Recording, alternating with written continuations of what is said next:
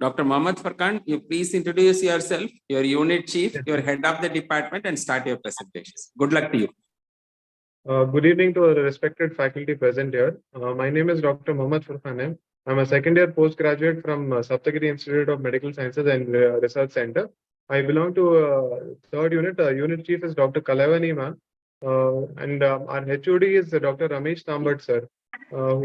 And I'm presenting a case of swelling in the anterior in front of the neck. So coming to the chief complaints.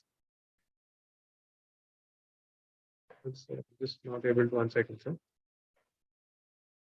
Coming to the preliminary details, a patient, a 75-year-old female who's a housewife by occupation residing in Raichur district of Karnataka, belongs to lower socioeconomic class according to BG Prasad classification. She came with chief complaints of swelling in the front of the neck since 6 months. History of presenting illness. Patient was apparently normal 6 months ago when she noticed a solitary swelling in front of the neck, which was insidious in onset, gradually progressed from an initial size of about 2 cross 2 centimeters to the current size about 5 cross 4 centimeters. The swelling is not associated with pain or any other complaints. No history of features suggestive of hypo or hyperthyroidism. No history of change in voice, stridor, dyspnea or hoarseness or dysphagia, and no history of any other swellings in the. Coming to past history, patient is a known case of hypertension since 10 years on tablet Amlong 5 mg twice a day. Not a known case of type 2 diabetes mellitus, asthma or epilepsy. And there is no history of irradiation to the neck or any other, no history of irradiation to the neck. Personal history, the diet is mixed, no history of excessive consumption of goitrogens. Appetite is normal. Sleep is normal. Bowel and bladder bowel movements are normal, and bladder control and bladder is also normal. Menstrual history. Patient is used to have a regular cycles of 28 plus or minus 2 days and used to bleed for about 3 to 4 days with no clots, no dysmenorrhea. And patient attained menopause around 25 years ago. Coming to family history, there are no history of similar complaints in the family.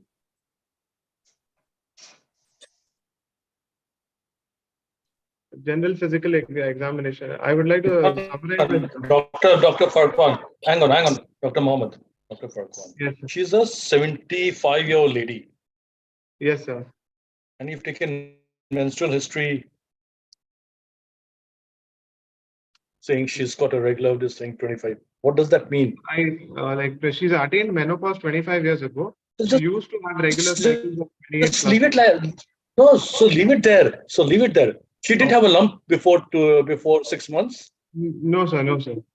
What is the use of taking this menstrual history after she's attained menopause for 25 years? There's no history, no use actually of cycle history after she's attained. Any significance?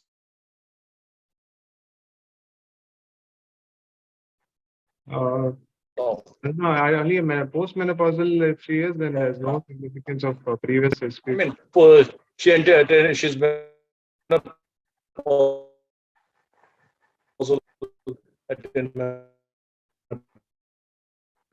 25 years. That's it. Okay. Lump in front of the neck. Yeah. So your voice is breaking. Centimeters, no other features. What are you dealing with? Chalo. Okay. 75-year-old lady. Hello. 75-year-old lady. Yes, sir. No other features other than a 2 centimeter cube lump. What can be a diagnosis? Sir, I'm not able to hear you. Sir. Okay. Voice is breaking. Okay. Voice. Faculty, I'm going to mute everyone because there have been some disturbances. Those who wish to speak, please unmute yourself and speak, sir. Can I please hold for a minute?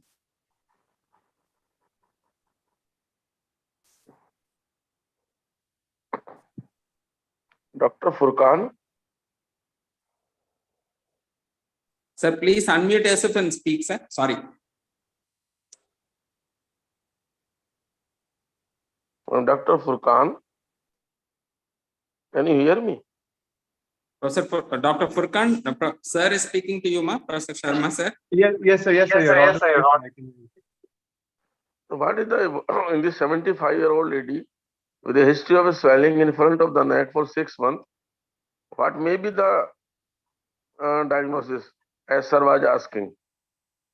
So it can be a solitary thyroid nodule. It can be lymph node swellings, or it can be a malignant swelling arising from the thyroid.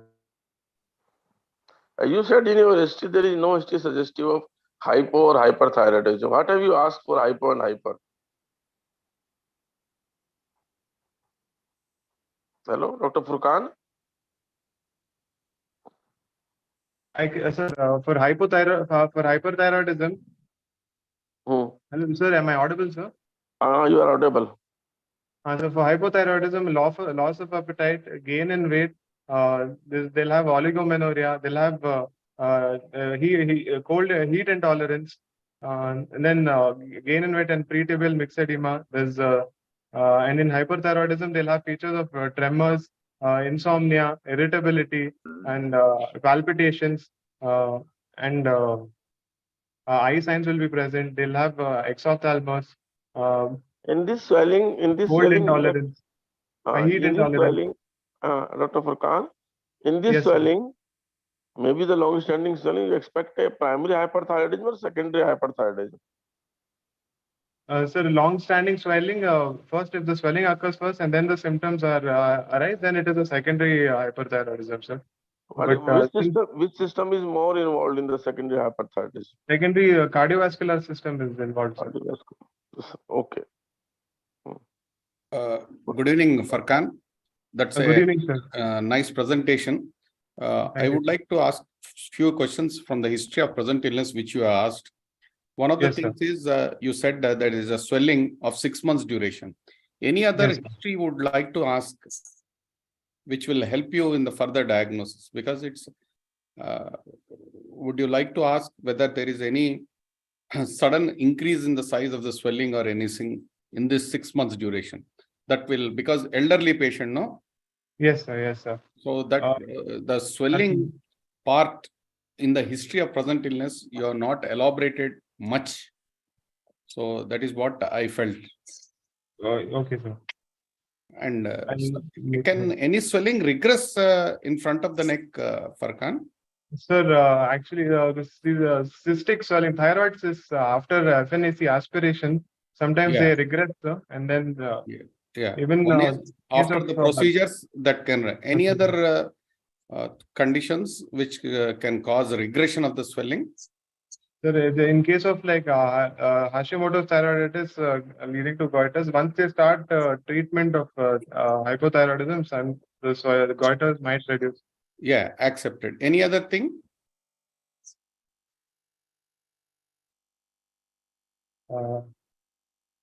Not sure. Yeah, sometimes what happens is if their cysts are there, spontaneous rupture can occur, pain and other things. So they disappear sometimes. So history of regression and sudden increase of the swelling give us some indication what it could be. Okay, sir. I'll make a note of it, sir. Yes, sir. Yeah. Thank you. Can you go to the next slide? What you're saying? Yes,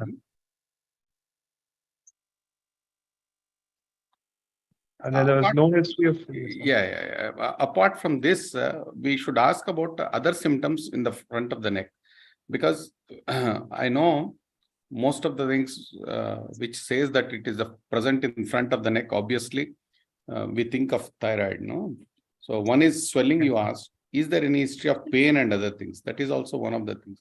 Yes, what are the painful conditions of thyroid?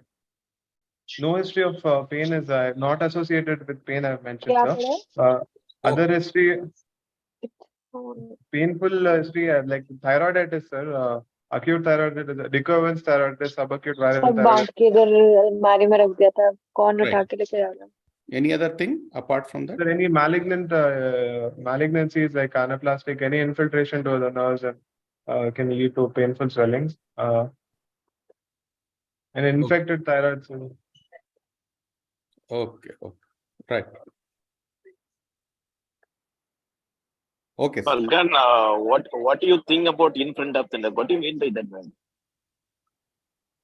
In front of the neck, sir, anterior aspect of the neck, sir, in the anterior Oh. triangle of, What is the boundary for anterior triangle? sir, the lateral boundary is formed by the sternocleidomastoid. Medially is by the midline, sir, and superiorly by the lower angle of mandible. No. You are saying the swelling is in the front of the neck. Is it includes only the anterior triangle when you say it is the front of the neck? And what is the normal position of the thyroid? Sir, the isthmus of thyroid lies between the tracheal rings, 2 to 4 tracheal rings, No. below the What is the thyroid. thyroid? What is the thyroid region? What is the boundary of thyroid region? Below the thyroid cartilage, sir, extending up to 2 Below the centimeters. thyroid cartilage. Thyroid will be below the thyroid cartilage. No, as a postgraduate, when you are presenting, please don't use just a casual word. There was a swelling in front of the neck 6 months back. That is not the way. And whether it is the right side, left side, it has, where is the swelling started and how the swelling is growing. Sir has very well said how the swelling is. Anytime the swelling has come and the decrease in size or increase in size, all that has to be presented. We are presenting a long case and we can't put in just a single word, single sentence that it is just a swelling in front of the neck, which gives no meaning. There can be a swelling near the hyoid bone. That can be also in front of the neck. It can be lateral to the sternocleidomastoid. That is also in front of the neck. So if you can say there's a swelling in the thyroid region, for that you must know what is the boundary of thyroid region. It is above by you have the oblique line of the thyroid cartilage below the sternum large, bilateral both the sides of the sternocleidomastoid. If you say there is a swelling in the thyroid region, that gives you more value. And again, if you can ask some history very well, you can say that which side it started, which started in the midline or in the lateral side or one side it is there, or the swelling is on the bilateral side. And all this is important when you are talking about the swelling. Pain, is it pain is common in thyroid? No, sir, usually most of the thyroid swellings are painless. Why it is not painful? That means pain is always an inflammatory sign. Is the inflammation or infection is common in thyroid? No, sir. Highly vascular organ infection is less likely. So what? So what? When it is highly vascular, why infection is not there? When you say highly vascular, I agree that it cannot be infected. But what is the reason for this? See, the blood is flowing very fastly. The bacteria will not have the time to stay there. Only when it stays there can be. What are the other reasons that it is not producing infection?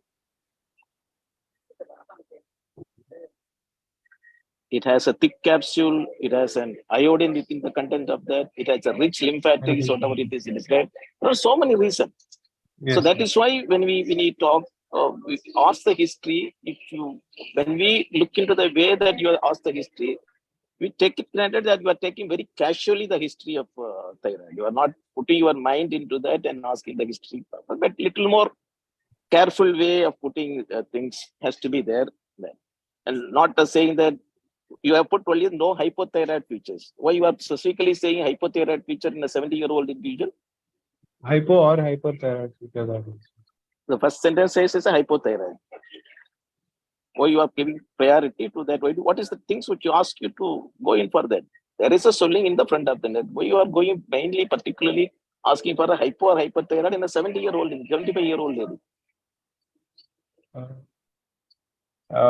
This toxic adenomas will present as hyperthyroid, autonomous, and nodular like goiters also iodine deficiency can present as hypothyroid features. They have a bimodal presentation, but at 60 years of age also they can present with hypothyroid features with swelling in the anterior aspect of neck. And what is the relation? You are asking for a hypothyroid first. That is what I am asking. You said toxic nodule, it is an acceptable one. Yes, sir. But then should have asked for the features of the hyperthyroid features. And it's a long case when you are presenting. Don't look at any salient features. You want to look into that. You have to ask for it. Okay, sir. Okay, go ahead. Yes. Dr. Mohammed. Yes, sir. Good evening, sir. Why do you keep the thyroid hair as a diagnosis based on history only? Sir, like the age of the patient Because if it is in young age or anything, we can keep a thyroglossal cyst or anything as other diagnosis. And even the positions are anatomical positions. She gives history in front of the anterior aspect of the neck. It's actually just towards the left side of the midline actually. And Tell what is the commonest swelling of the neck without any? Your patient do not have any symptoms except the swelling, is it? There are no symptoms are there except the swelling there. No symptoms, sir. Yeah. So tell what is the commonest swelling which is asymptomatic in the neck? Lymph node swelling, sir. Okay, lymph nodes and then thyroid swelling. now, apart from the thyroid we are discussing, apart from the thyroid. What is a universal tumor? What is universal tumor? I'm not sure. Universal, ubiquitous. Sir? Think common things. Don't think big. It is a very common thing which you are going to see. It's a universal tumor. Tuberculosis or cervical lymphadenitis. No. Tuberculosis is a disease of India. Which is the commonest benign tumor of the body? Benign tumor of the body. Lipoma. Yes. Lipoma. Okay. So lipoma is a universal tumor, Your patient just has a swelling of 2 to 3 centimeters in size without any symptoms. So you should not jump over the thyroid directly here. Yes, sir. Okay. Now you said the pretibial myxedema. Is it a part of a hyper or hypo?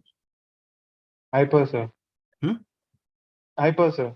Hyper. Hypo. Hyper or hyper? Hyper. He's saying hyper. Hyper. Okay. Right. Yes. And what is the difference between a sudden increase of the thyroid swelling and a rapid increase of the thyroid swelling? A rapid increase will occur in cases of malignancy, sir. It will progress over, it will double in size over, increase in size will be more than double in less than 6 months. Sudden increase, I am not sure about the sudden increase, a rapid increase. Something benign, the patient sleeps in the night and in the morning he finds that he has got the stridor.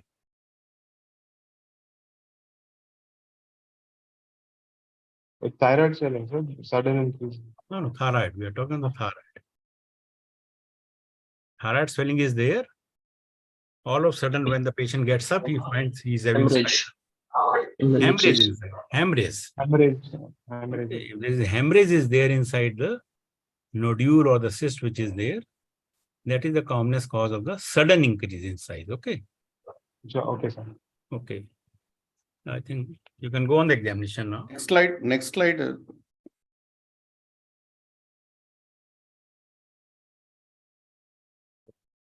Any medications will cause thyroid swellings, Mohammed? Sir, history of paraaminosalicylate acid, sulfonylureas, and even intake of amiodarone, all these medications can cause thyroid problems. Right. Okay. Dr. Mohammed, what is the importance of diet in thyroid swellings?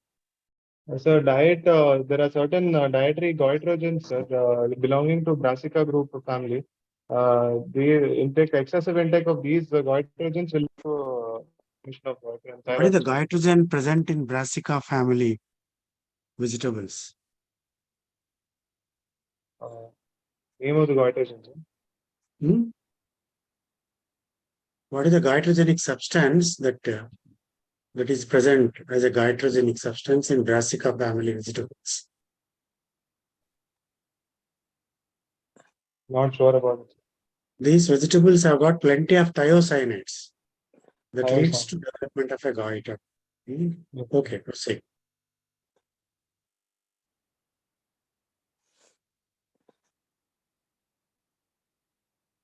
Coming to the general physical examination, informed consent of the patient was taken, and with the presence of a female attender, a patient was examined. An elderly female, moderately built and nourished, conscious, cooperative, and well-oriented to time, place, and person. There was no signs of pallor, icterus, cyanosis, clubbing, generalized lymphadenopathy or edema, and the pulse rate of the patient was 86 beats per minute with a regular rhythm and normal volume, and the blood pressure of the patient was 140 by 90 mmHg in the right arm in the sitting position. The respiratory rate was 18 cycles per minute, and temperature was 98.4 degree Fahrenheit, and there were no eye signs of patient. And on coming to examination, on inspection, a solitary swelling seen in the left side of in the anterior aspect of the neck.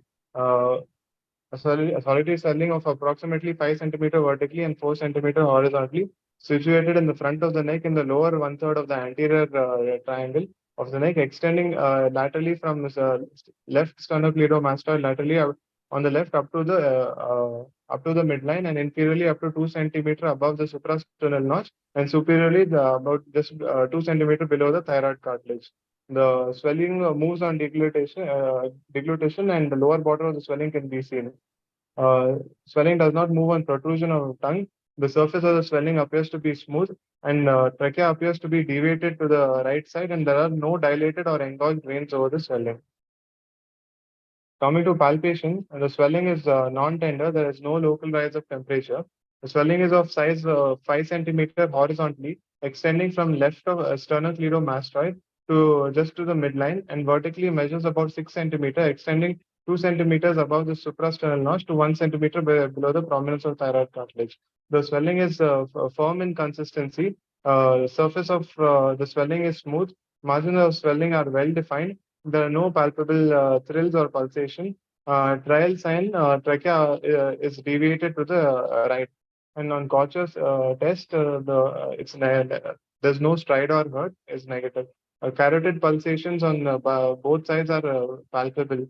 And on the right side, the carotid pulsation are palpable a little posteriorly. And there are no cervical lymph nodes palpable. Coming to percussion, the superior mediastinum is resonant on percussion, and on auscultation, no bruit is heard. Coming to systemic examination, CVS, S1, S2 heard, there are no murmurs. Respiratory system, bilateral normal vesicular breath sounds heard, and no added sounds. Central nervous system, no focal neurological deficits. And on per abdominal examination, which is soft, non-tender, no organomegaly, and bowel sounds are heard. This is the clinical photograph of the patient, sir. From the lateral aspect, left lateral view. This is a video of the patient doing Pizzillo's method, and the swelling moving on deglutition. It is present mostly around on the extending from midline to the left sternocleidomastoid.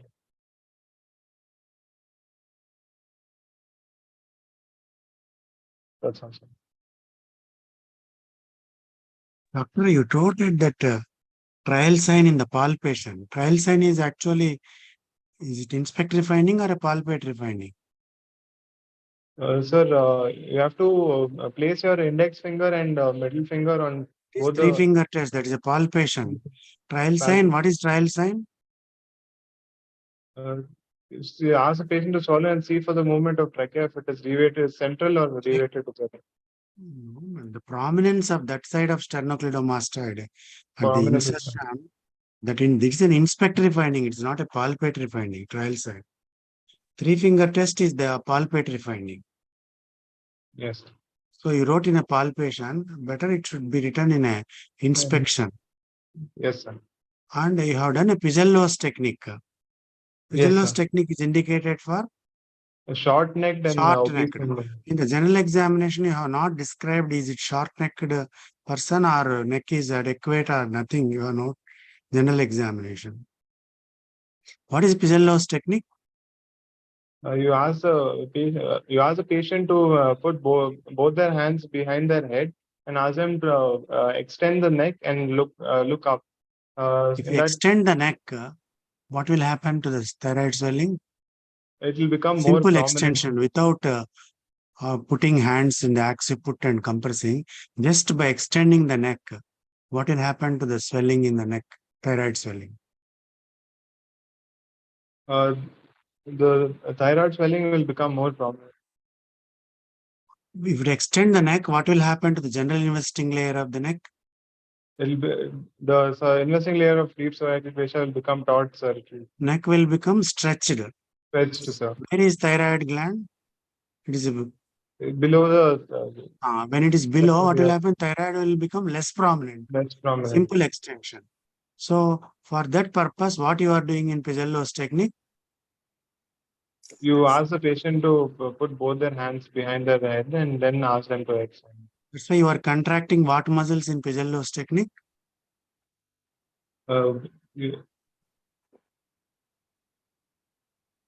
You are not allowing the patient to completely extend it, so that you are stabilizing the cervical spine by contracting both extensor muscles as well as the prevertebral muscles. By contracting the prevertebral muscles, thyroid, which is present in the prevertebral fascia, pushes forwards, and at the same time, you are relaxing the general investing layer. That's why in short-necked people, the thyroid gland will appear more prominent rather than by simple extension, where it becomes less prominent. That is the basic anatomical principle lies in the Pizzello's technique. Sir, someone please carry on. Dr. Furkan? Yes, sir. You are saying you are saying that the swelling is not moving with the with the protrusion of the tongue. And which swelling move with the protrusion of tongue? So thyroglossal cysts move with the Why? protrusion. Why? And subiolic bursitis. Why? If there are any swellings which are attached to the hyoid bone and on the thyroglossal cyst moves, it is because embryologically the foramen cecum is there, which is rises from the base of the tongue. So on moving the protrusion of the tongue, it moves upwards, and the swelling also moves upwards on protrusion of tongue. Can you tell how the swelling moves? How the thyroid develops? Develops on the medial and lateral thyroid enlarge. Starts from like at the junction of the anterior and anterior 2/3 and posterior 1/3 of the tongue, and there is a foramen cecum. From there, the buds starts developing, and then medial and thyroid enlarge is formed, and keeps moving downwards, and it reaches goes posteriorly to the hyoid bone, and then forms two lobes of the thyroid, and the isthmus is formed at the central position, sir. And along with that, it comes from the fourth. Along with that, and from the third and the fourth pharyngeal pouch, your parathyroid glands are also formed, sir. The superior is formed by the third pharyngeal pouch, and fourth is inferior is by the superior is by the fourth, and inferior is by the third, sir. Mohammed, can you go to that inspector, your previous slides?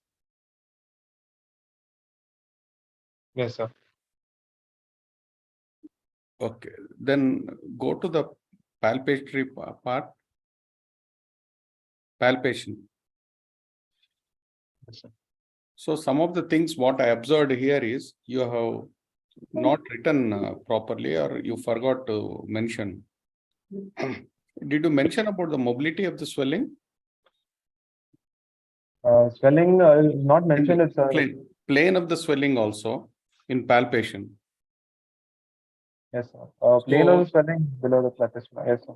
Usually, what are the things which we should mention in the palpation is, apart from the inspector findings, like size, site, surface, and other things, the consistency you told, and better not to use the word margins. Margins are usually used for ulcers. So Yes. border is a better word to be used for a swelling. And here you are not mentioned about the plane of the swelling. And one more thing is the mobility, because fixity and other things are, and apart from any other swellings which are palpable. Isn't it? Yes, sir. Okay, other swellings, right. And you are written here Cock's test. When do you do this Cock's test? So if you're suspect, like if there's a large thyroid, any one of the lobes are large and it is compressing on the trachea, then you have to do a Cock's test if you are suspecting any tracheomalacia or anything. Sir. No. First and foremost is these are special tests. History is there. Yeah, let me tell you, Mohammed. These Yes, are sir. special tests in thyroid. Now Yes, sir. your swelling is unilateral or bilateral? Just tell me. Unilateral, sir.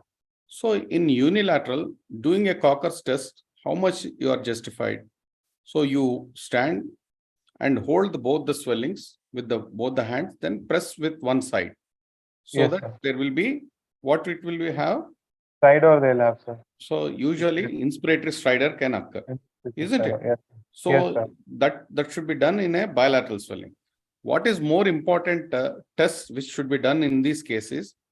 There are other tests because it is a unilateral swelling. So what other tests would have been more useful in this patient? So If you want to done know, yeah. sir, on while examining, we have done the Lahes test, Lahes method of examining. Yeah, good. That is for the posterior. Any other thing, nodules, if you wanted to know in this Trials method, sir. Using your thumb, you palpate for the yeah, for any that test would have been a more relevant in this particular case, Yes. isn't it? Yes, sir. Yeah, you just show that palpatory part of thing. The palpation, some of the things you have completely. So exactly the palpatory this is not ideally correct, sir. Yeah. We have to inspect from in front of the swelling, and then while palpating, you have to keep two thumbs behind the neck and palpate with pulp of all four fingers. Yeah. Palpate for any nodules or anything, and then Lahes test you have to do, sir, where you push one lobe of the thyroid and palpate for the other lobe, sir. For example, if you want to palpate for the left lobe, push the right lobe to the other side and palpate the left lobe. And palpate if the lower border of the thyroid is palpable or not by indenting the fingers below the thyroid lobe and the suprasternal notch. And Kryle's method, you'll keep a thumb, so pulp of your thumb on the thyroid swelling and ask them to swallow and palpate for any nodules if it is present or not. Right. You show that palpatory slide is there, no?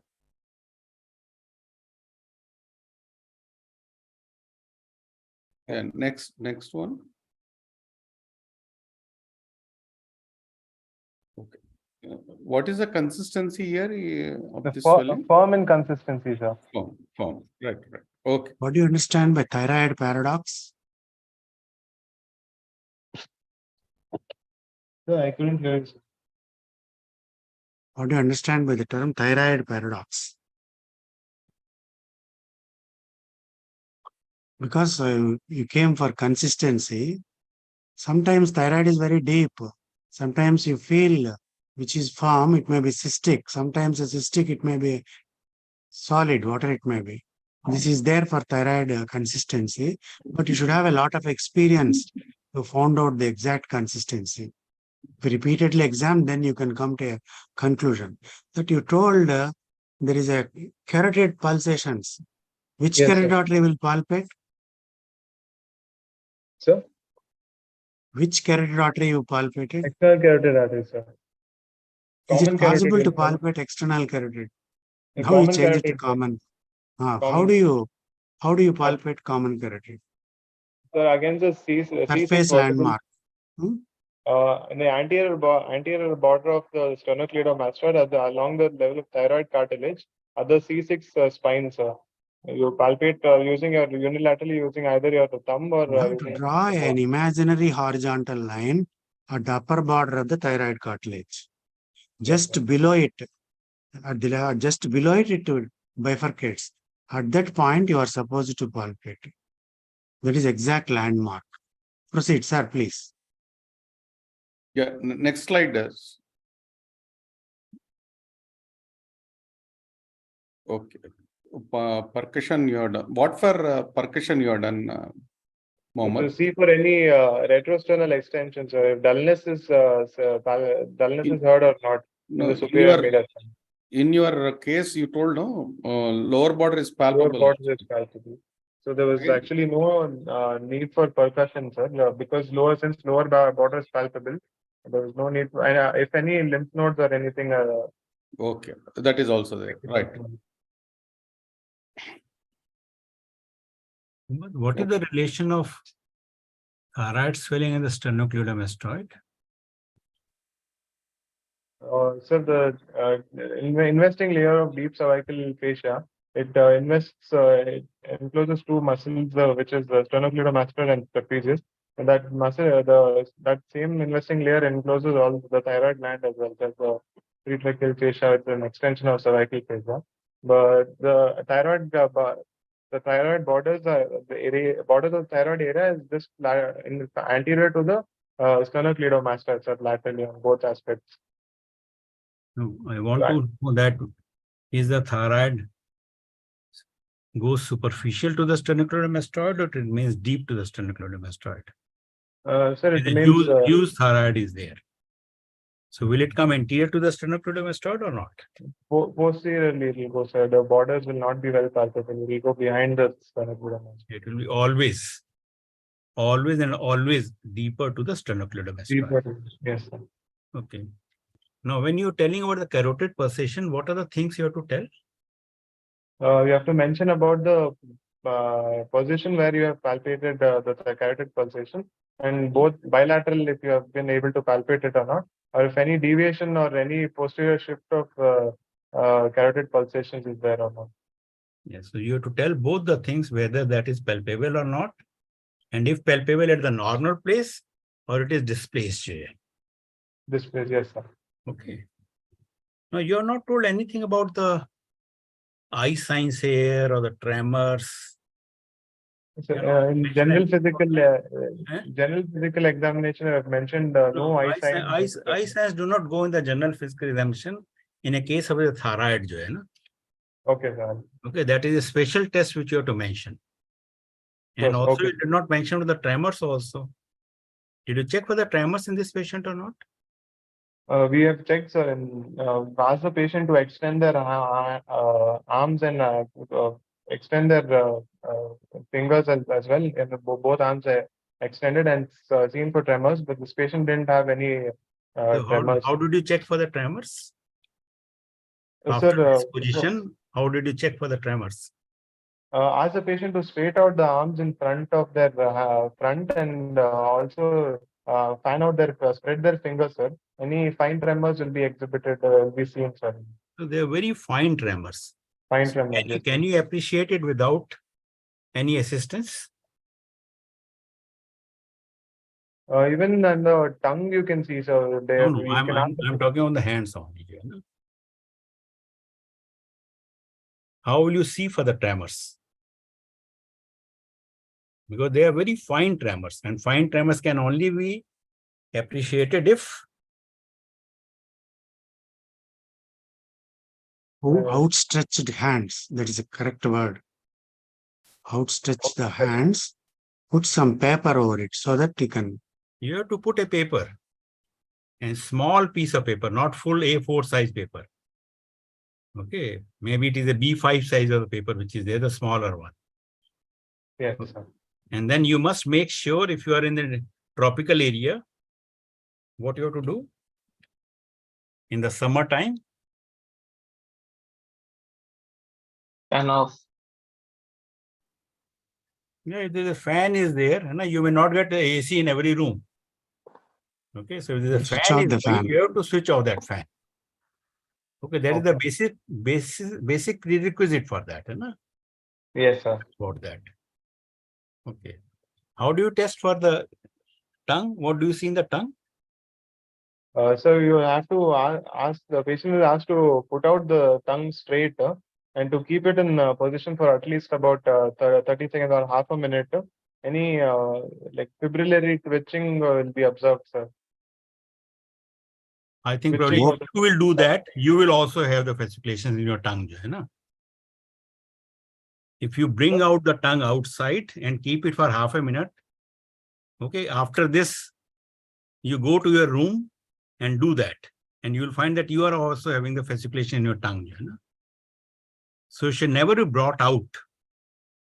It has to be kept over the incisors, the lower incisors. You have to support the tongue. And then you have to check. And there you do not check for the tremors there, but you check for the fasciculations there. Fasciculations, sir. Yes. Okay, you check for the fasciculations. Okay. Then did you check for the CNS examination, anything else? In the CNS, you just casually pass that. But what are the things you have to see in a patient with thyroid? Sir, one is tremors and deep tendon reflexes will be exaggerated. Yes, you have to elicit that. Yes, sir. And how do you elicit for the motor? So motor as in like deep tendon reflexes only we have to see if it's exaggerated or not. Sir. No, motor. I'm asking how will you test for the motor functions? The power, sir, power and bulk of the muscle. So how Power, is that? don't. Type of the myopathy is there? What type of the myopathy you get in a case of a thyroid? It is a proximal myopathy. Proximal, yes. No, it's a proximal myopathy in the patient with a hyperthyroidism. And how Yes, will you test that? Ask him to get up from squatting position. Yes. Then see if he's able to get up. Right. So that has also to be tested, if you are having a thyroid swelling. Yes. Where did you auscultate the thyroid? Sir, you can auscultate the thyroid on first is the thyroid gland itself, and the auscultation systolic groove can be heard because of increased vascularity over the thyroid gland or on the second intercostal space. No, on the thyroid. I'm not talking about second intercostal space and all those things. On the thyroid. The involved lobes of the thyroid swelling wherever it presents, that on top of that we have to keep the bell of the diaphragm of the stethoscope and auscultate for any bruit or anything. Will you auscultate at the upper pole or at the lower pole or in the central part? Upper pole. Upper pole. Why upper pole?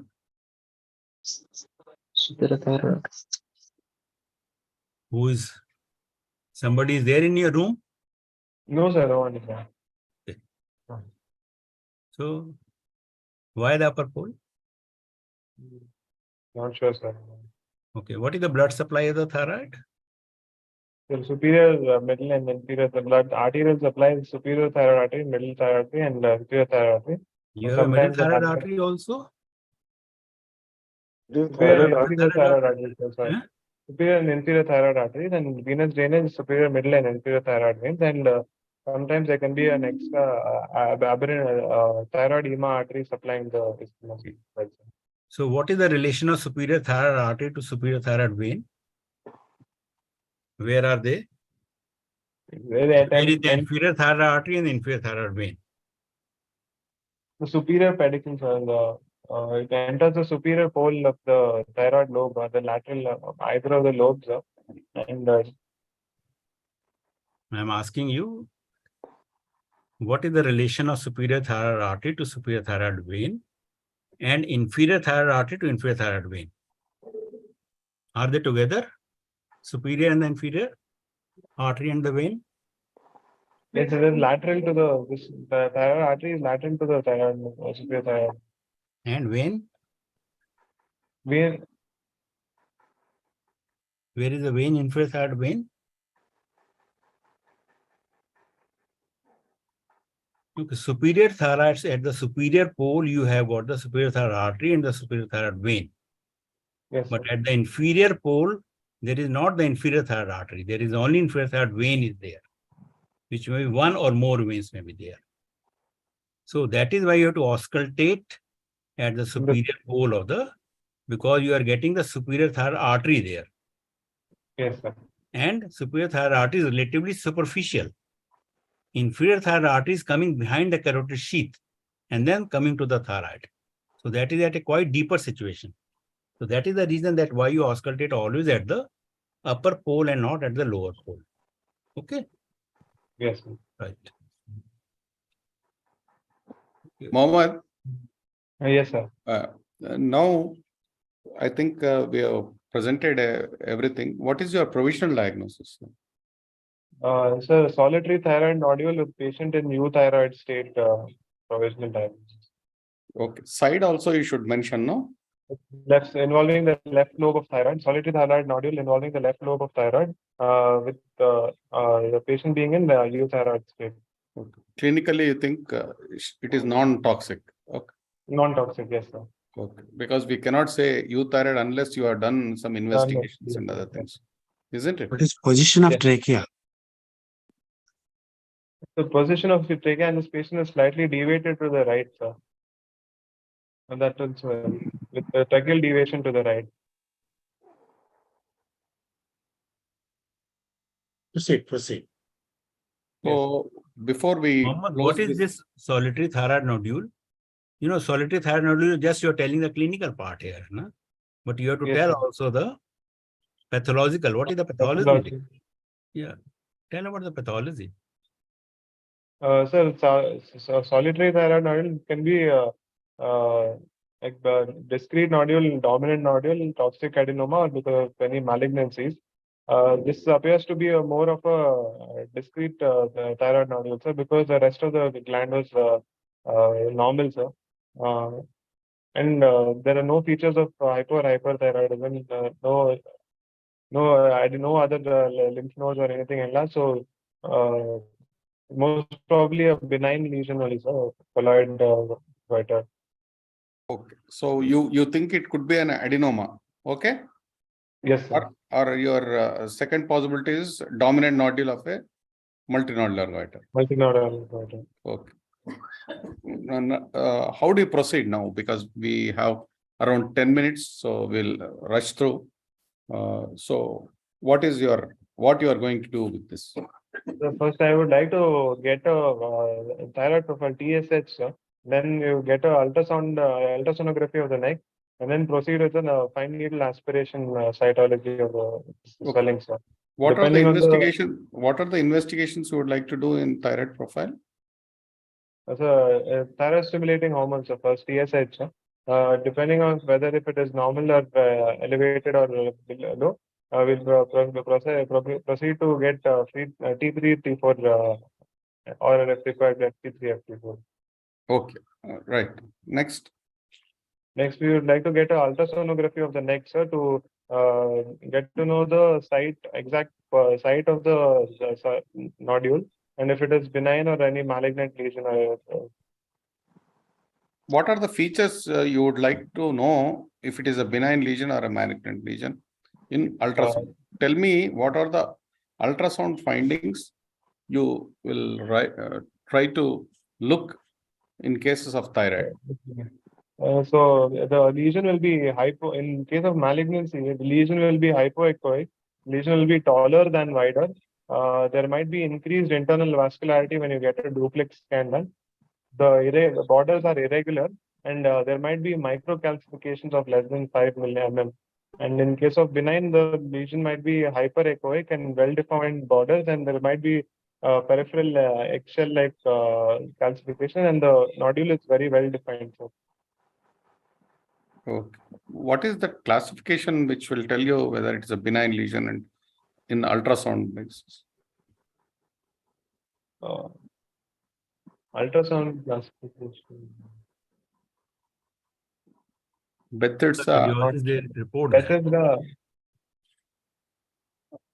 FNAC Bethesda classification. So that 5-1 to 5. On ultrasound, how does the ultrasonologist report that? What is that? BIRADS. Thyroid. Thyroid. You know, it is thyroid. Thyroid. Yes. Thyroids. So thyroids can be given according to ultrasonography. Thyroids from 1 to 6 is there. 1 to 5 is there. Thyroids 1 is benign. Thyroids 2 is it is not suspicious of any malignancy. Thyroids 3 mildly suspicious. Moderately highly suspicious. And how do you interpret thyroid 1, thyroid 2? What are the features to decide whether it is thyroid 1 or thyroid 5? Sir, it depends on the if it is cystic or mixed cystic and solid nodules, the hypo or hyperechoicity and taller than wider nodules. Composition is there, sir? Echogenicity is there. Then shape, margin, and other echogenic foci.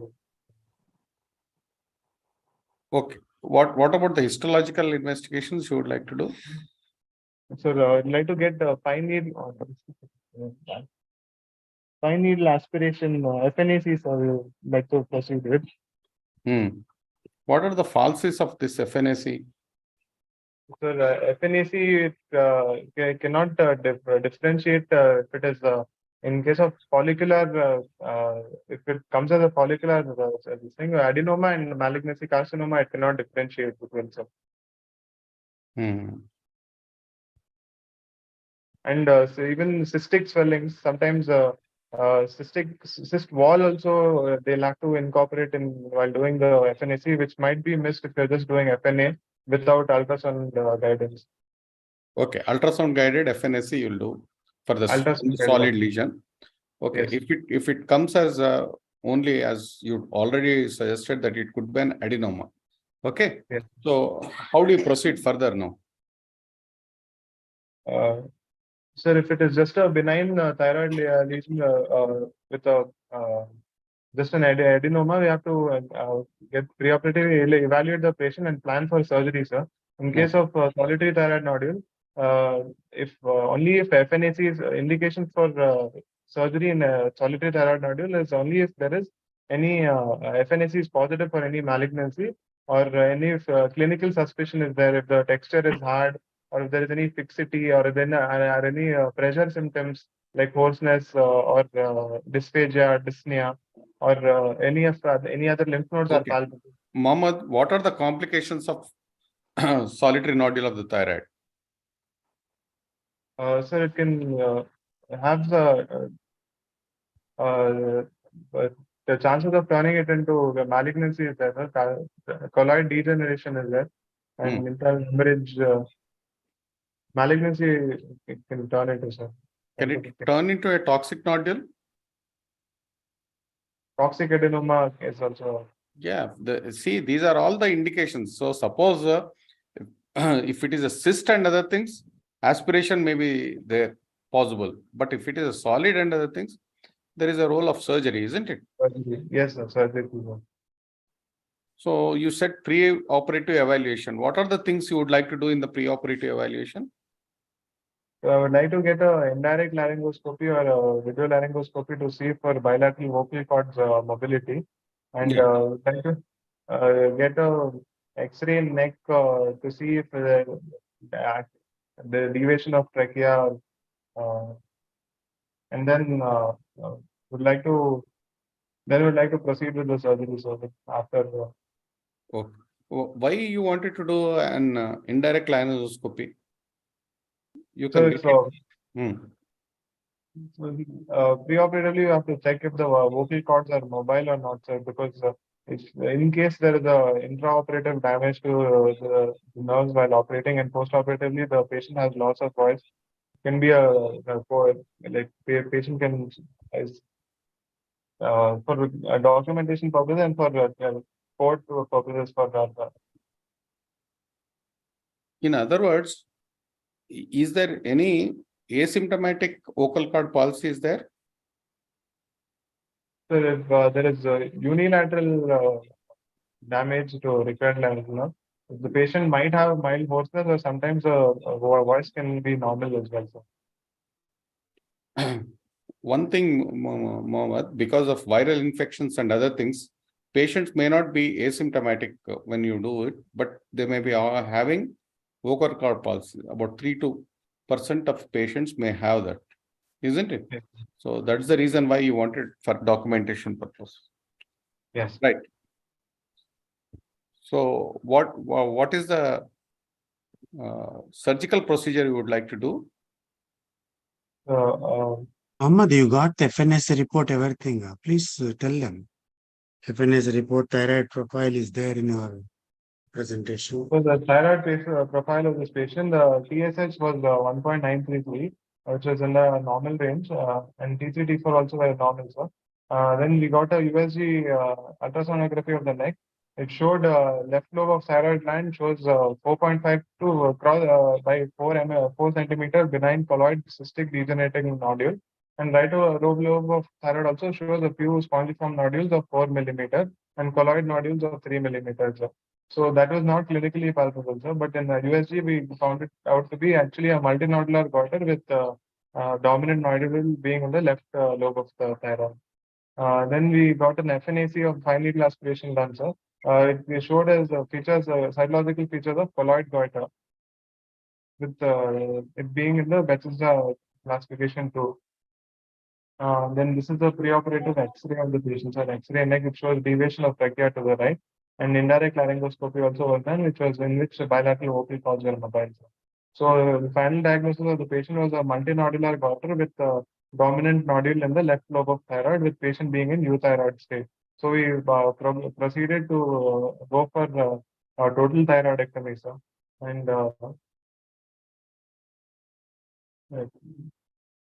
sorry.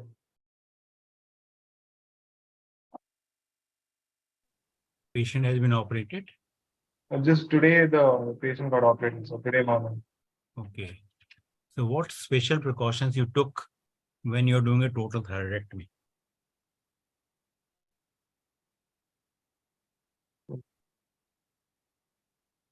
You're muted. Ahmad, you're muted. Unmute yourself. Can you hear me, sir? Hello? Yeah.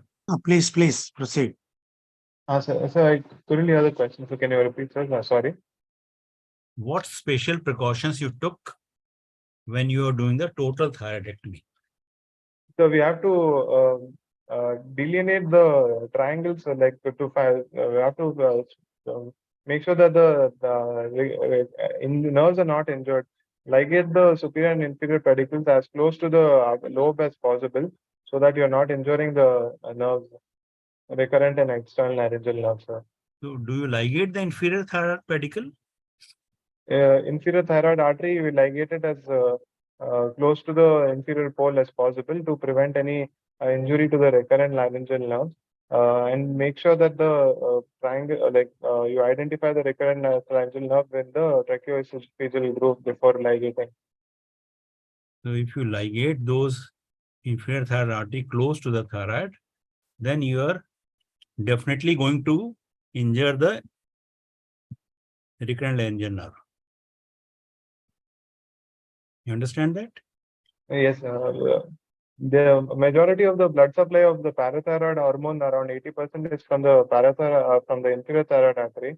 So before it was suggested that you have to ligate it a little far away, but now, like as per Sebastian, they've told that you have to ligate it as close to the. So you are, what is that called as? That is called a capsular dissection. Capsular dissection. Okay. So you are not ligating the inferior thyroid pedicle as such. Yes, sir. Yes. So you are only working at the capsule of the thyroid to take care of those small blood vessels, which are the branches of the inferior thyroid artery. Yes. Okay. So you should never ligate the inferior thyroid. Otherwise, all the 4 parathyroids will go in that if you ligate that. Okay. So one is for the recurrent laryngeal nerve. Which other nerve you are careful? External laryngeal nerve, sir, in the superior pole nerve. So how do you find that? External laryngeal nerve? The superior laryngeal nerve will divide into external and internal laryngeal nerves. So the external laryngeal nerve will be entering along with the superior thyroid artery near the upper pole. So in the same case also, you have to go as close to the gland as possible and ligate the superior thyroid artery. So what is the relation of superior thyroid artery, vein, and the nerve? Superior thyroid artery, vein, and nerve. Superior, it's lateral to medial. So lateral is the nerve, sir, then artery, and then medial is the superior thyroid vein. Are you sure lateral is the nerve?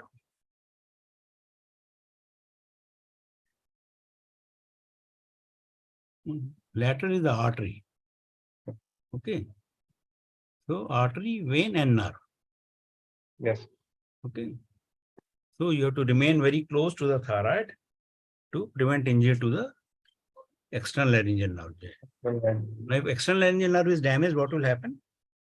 So it's external laryngeal nerve. It's only supplies the upper above the vocal cords. It supplies the mucous membrane. No? So it can lead to any recurrent aspirations, aspiration pneumonitis, all of them. And it can also cause the palsy to the like so it supplies the posterior cricoid. It can cause abductor.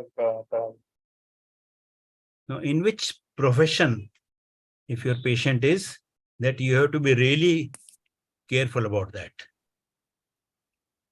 Singers, sir.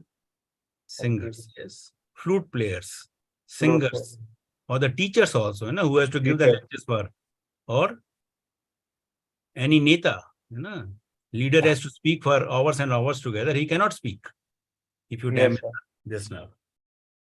Okay, and how do you find the parathyroids? So it's a yellowish to brownish tinge, small organs present in the 4 parathyroids are present. It will be just outside the 2 capsule of the thyroid. The color with the color differentiation only you have to identify the parathyroid. Like if you have removed a small piece of the tissue and you are not sure that is it a fat tissue or it is a parathyroid, what can you do? Just as long as what is that? So if you have at least half of a parathyroid left, you don't have to worry, sir. But if not, you can. Just want to know that the tissue which we have removed, is that a parathyroid or whether it is a fat? You can put it in like distilled water and see if it floats or it sinks. If it floats, it's fatty tissue. But if it sinks, then it is a parathyroid. So the parathyroid will completely sink to the bottom? It will not. It will remain in between, upper and the lower part. But if it is a parathyroid adenoma is there, then it will go down. Yes. Okay. Okay.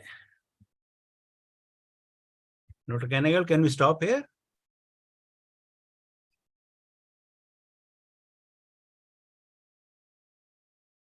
Not there. Dr. Kanagal? Okay, Mohammed, I think you're done well. We'll go to the next person, sir, I think. Yeah, we can. Thank you so much for the opportunity. Thank you. You would like to ask some questions to the examiners, Mohammed? No, sir. Okay.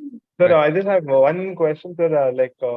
All these triangles which they mentioned, also the thyroid triangles in delineation to delineate the locate the recurrent laryngeal nerve, Brand's triangle and other things. Yes, the Bass triangle, Joel's triangle. Is it actually useful, sir, or because one of Prem Kumar sir, one of our consultant from BMC, sir, he told that instead of all this, he has proposed some unified area of danger or something. So it's the quadrilateral, so is it actually useful, sir, or should? No, usually anatomically there will be some variation, but most of these triangles, whatever it is there, if you take commonly, it is nearer to the carotid. Laterally is carotid for all the things. So, yes, sir. So the other things are only medially where you look for the nerves, especially it comes close to the what you call it as Berry's ligament. There, if the artery is spurting or anything, previously, if you ligate or put a suture or anything, now because of the advent of good bipolar and other things, we are able to do a safe surgery. Okay? Okay, sir. Okay. Thank you so much, sir. Thank you, sir. Thank you, Dr. Mohammed Farkan. I also thank Professor Kalevani ma'am for permitting you for this class, presenting this class. You can stay back with us. We also are expecting Professor Shilpa ma'am to join us for the case discussion. And for the respected faculty, we move on to the next case. This is by Dr. Karthik Mudliar. He is a postgraduate from Seth GS Medical College and KM Hospitals, Mumbai. Dr. Karthik, can you try sharing your PowerPoint? Yes, sir. Hello.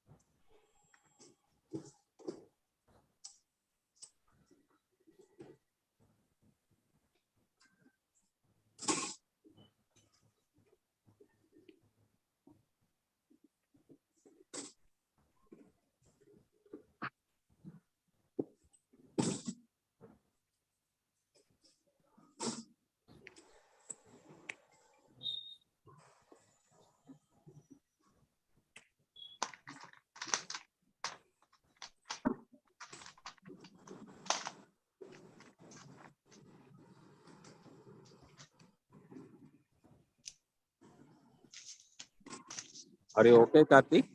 Yes, sir. I'm just getting there.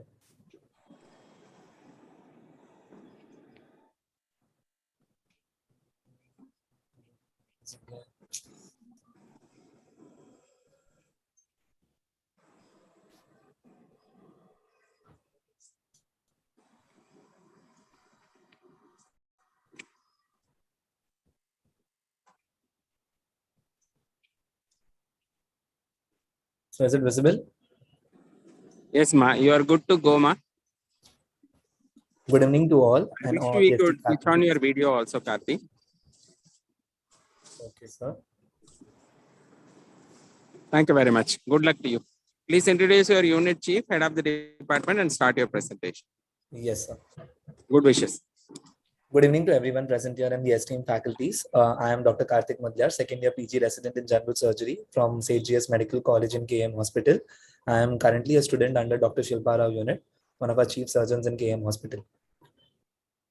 Starting with my presentation, a 53-year-old lady, postmenopausal, resident of Mumbai, hailing from Rajasthan, a homemaker, married since last 32 years, came to our OPD with the chief complaints of maggots in the left breast wound since 4 days, wound over the left breast since last 4 months, and lump in the left breast since 8 months. The patient was asymptomatic 8 months back when we first noticed a lump in her left breast, which was insidious in onset, gradually progressive in size without any associated pain.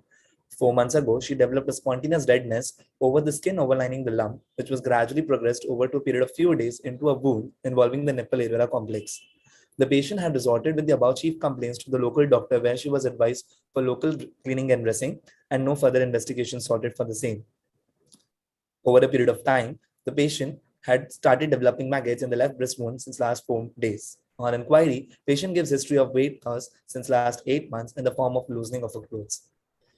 There's no history of nipple discharge, no history of sudden increase in the size of the left breast lump, no history of swelling in the axilla or the neck, no history of pain in back or any bony pain elsewhere in the body, no history of pain in the abdomen, anorexia, nausea, vomiting, or jaundice, no history of breathlessness, cough, or chest pain, no history of headaches, seizures, spoken neurological deficits. There's no history of similar complaints in the past or any other family members, no history of any malignancy in the past or any family members, no history of similar complaints in the opposite breast. Patient had achieved menarche at the age of 12 years, where the cycles were regular, lasting for 3 to 4 days, soaking 3 to 4 pads in a day. She achieved menopause spontaneously at the age of 42 years. Our patient is gravid of 5, living 1, abortion 4. First child was born at the age of 21 years, full term. LSCS was done for obstetric indication, and patient could breastfeed the child only for 3 months. 4 abortions were done, the reason being MTP done for the personal reasons. On inquiry, patient had resorted using Copati as her contraceptive of choice for the initial 10 years. Later then, she switched to using today till she'd achieved menopause spontaneously. There's no history of any known comorbidities, no history of COX or COX contact, no history of any past surgical or medical illness, or no history of any hormonal therapy taken. Patient is a mixed diet. She has unaltered bowel and bladder habits, adequate sleep, and no history of any allergies or addictions. There's no history of similar complaints in the mother or sister, no history of BRCA-related families, malignancies in the family members. Patient was examined in the well-lit room with a female attendant after taking a Hang on. Yes. Yeah, Dr. Madhyar. Sir, please, sir. Please ask questions on history, sir, please. So you're muted, sir. So can you hear me? Yes, yes. Okay, sir. Okay. So it's a 53-year-old lady with maggots in left breast since 4 days, Yes, and a wound since 4 months, and lumps since 8 months. Yes, sir. So no other lumps anywhere. No, sir. No other lumps in any other part of the body. Did you ask her about the nipple areola complex? Is it intact?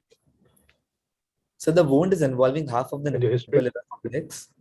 So on no. Did you ask her in the history? So when I asked examination. Her, sir, when I asked her where is exactly the wound, so she said एक जख्म बना है over the breast and nipple को उसको लगकर है. Like that, she explained in her local language, basically meaning that the wound was. Next slide, please. Sorry, sir. Next slide, please. Yeah.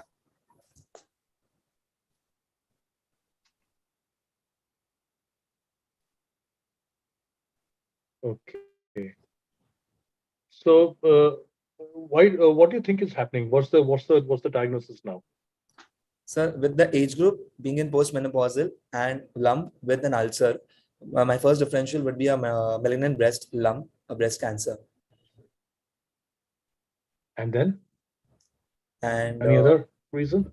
other possibility, a wound which is involving the nipple area complex. Just on purely history basis, I could also think of a Paget disease of the nipple, but less likely since she also gives history of a lump which was palpable by her. So the Paget's disease would be another differential. And Can a Paget's have a lump? Can a Paget's have a lump? Sir, in most of the cases, Paget's don't have a lump, but in some cases where on imaging we can find. My question is. Yeah, very rare to find a lump in a Paget disease of the nipple, but yes, sir. No, how rare? How rare? Incidence and very rare means how rare? No, Paget's itself is uncommon, but it. Karthik, Paget's is not a cancer. But it can present with a lump. Yes, sir. Paget's is not a breast cancer. It is, sir. So how you are saying it is different from that, from the cancer breast? Okay. Sorry for that. And in a majority of the cases, you will find a lump in the Paget's.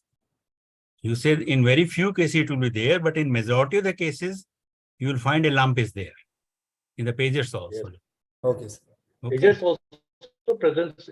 Paget's itself is rare, but they usually present with a lump. They can. Just an underlying malignancy of the ducts, which is superficial malignancy of the ducts, right? Which is you are right and involves the skin. May I make a comment? Yeah. So, Yes, the pure Paget's that we've seen would be essentially atypical cells, and there would be a nipple areola. But like we all know, I think most of the Paget's invariably end up being invasive duct cancers in almost 80% of the cases. So the lump most often then is felt in those patients more. That's what we've seen in our series of patients. If you have different statistics, I would like to hear that. Okay. Karthik, you are right. Ma'am, may I come in, ma'am? Please do. Actually, because the malignancy is so superficial, it becomes exposed even before the lump can happen. That is why. But long-standing Paget's can have present with the lump. Okay, I won't dispute that. Hello. Okay, we'll leave it at that. Yes. Right. Karthik, what you told, you suspected malignancy, that's right. I wanted to know, does any benign lesion which can cause ulceration?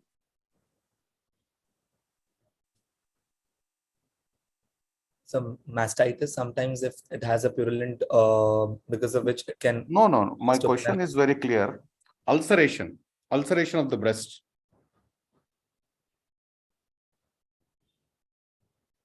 So you have cystosarcomas phylloids, no? Okay, sir.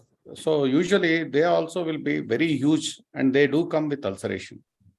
Okay, so by looking the ulcer of a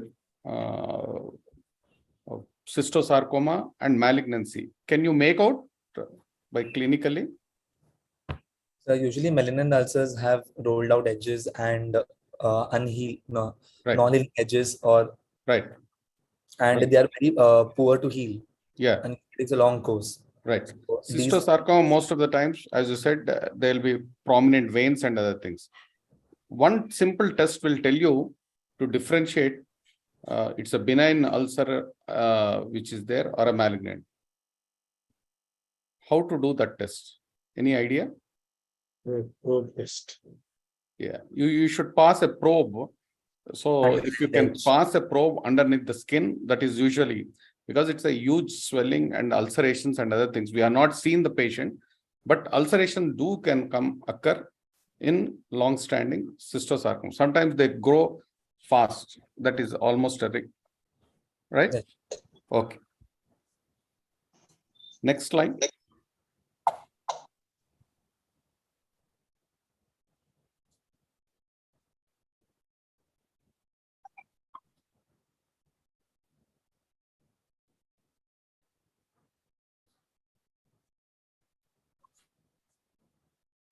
Okay, you asked about the extent of the disease also, I think, thinking it would be a malignancy, whether it has spread and other things. Right. Yes. You asked about there are no further next slide. No other malignancy, that is what you said. What are the other malignancies you would like to know? Sir, if we are suspecting any familial trend, so commonly we could ask for a colon malignancy, a GI tract malignancy, or any bone malignancies, or it could be in the liver. And so sometimes familial tumors, for example, like Peutz-Jeghers syndrome, can have mucocutaneous lesions or pigmentations. So one thing that we can ask, specific to other familial condition like Lee-Family syndrome, if a family member is suffering from lymphoma or leukemia, where underlining the patient is having a Lee-Family, so that could be one differential. And others are associated thyroid cancers in the family. Okay. What about BRCA? See, you're going into a different thing. Yeah. So BRCA family, BRCA, it involves basically prostate cancer, pancreatic cancers, or ovarian cancers, as well as peritoneal cancers. Which chromosome is related to it? So BRCA1 usually related to chromosome 17, and BRCA2 is chromosome 13, sir. Mutations present in chromosome 17 and 13. Right. So there is no family history of other malignancies. No, right. And next. Appears to be a sporadic case. Yes. Next slide. Okay.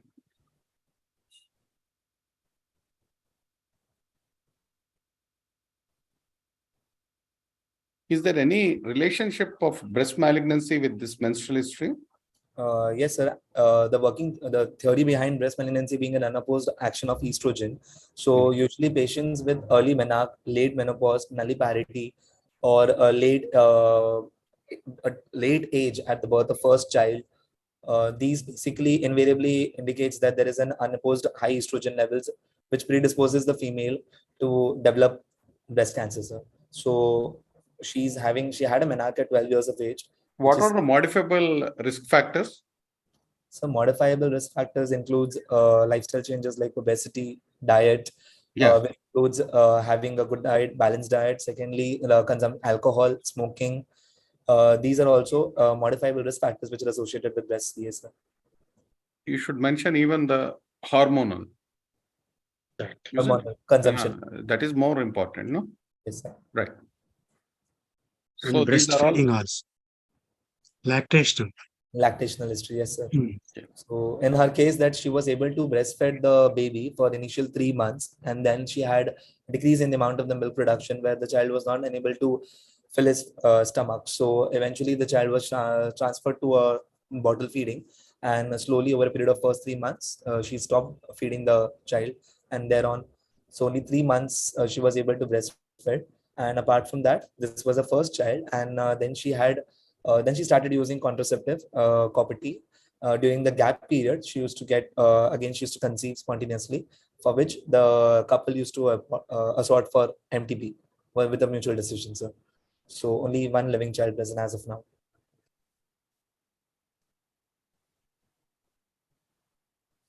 Karthik, what are the absolute risk factors for the breast cancer?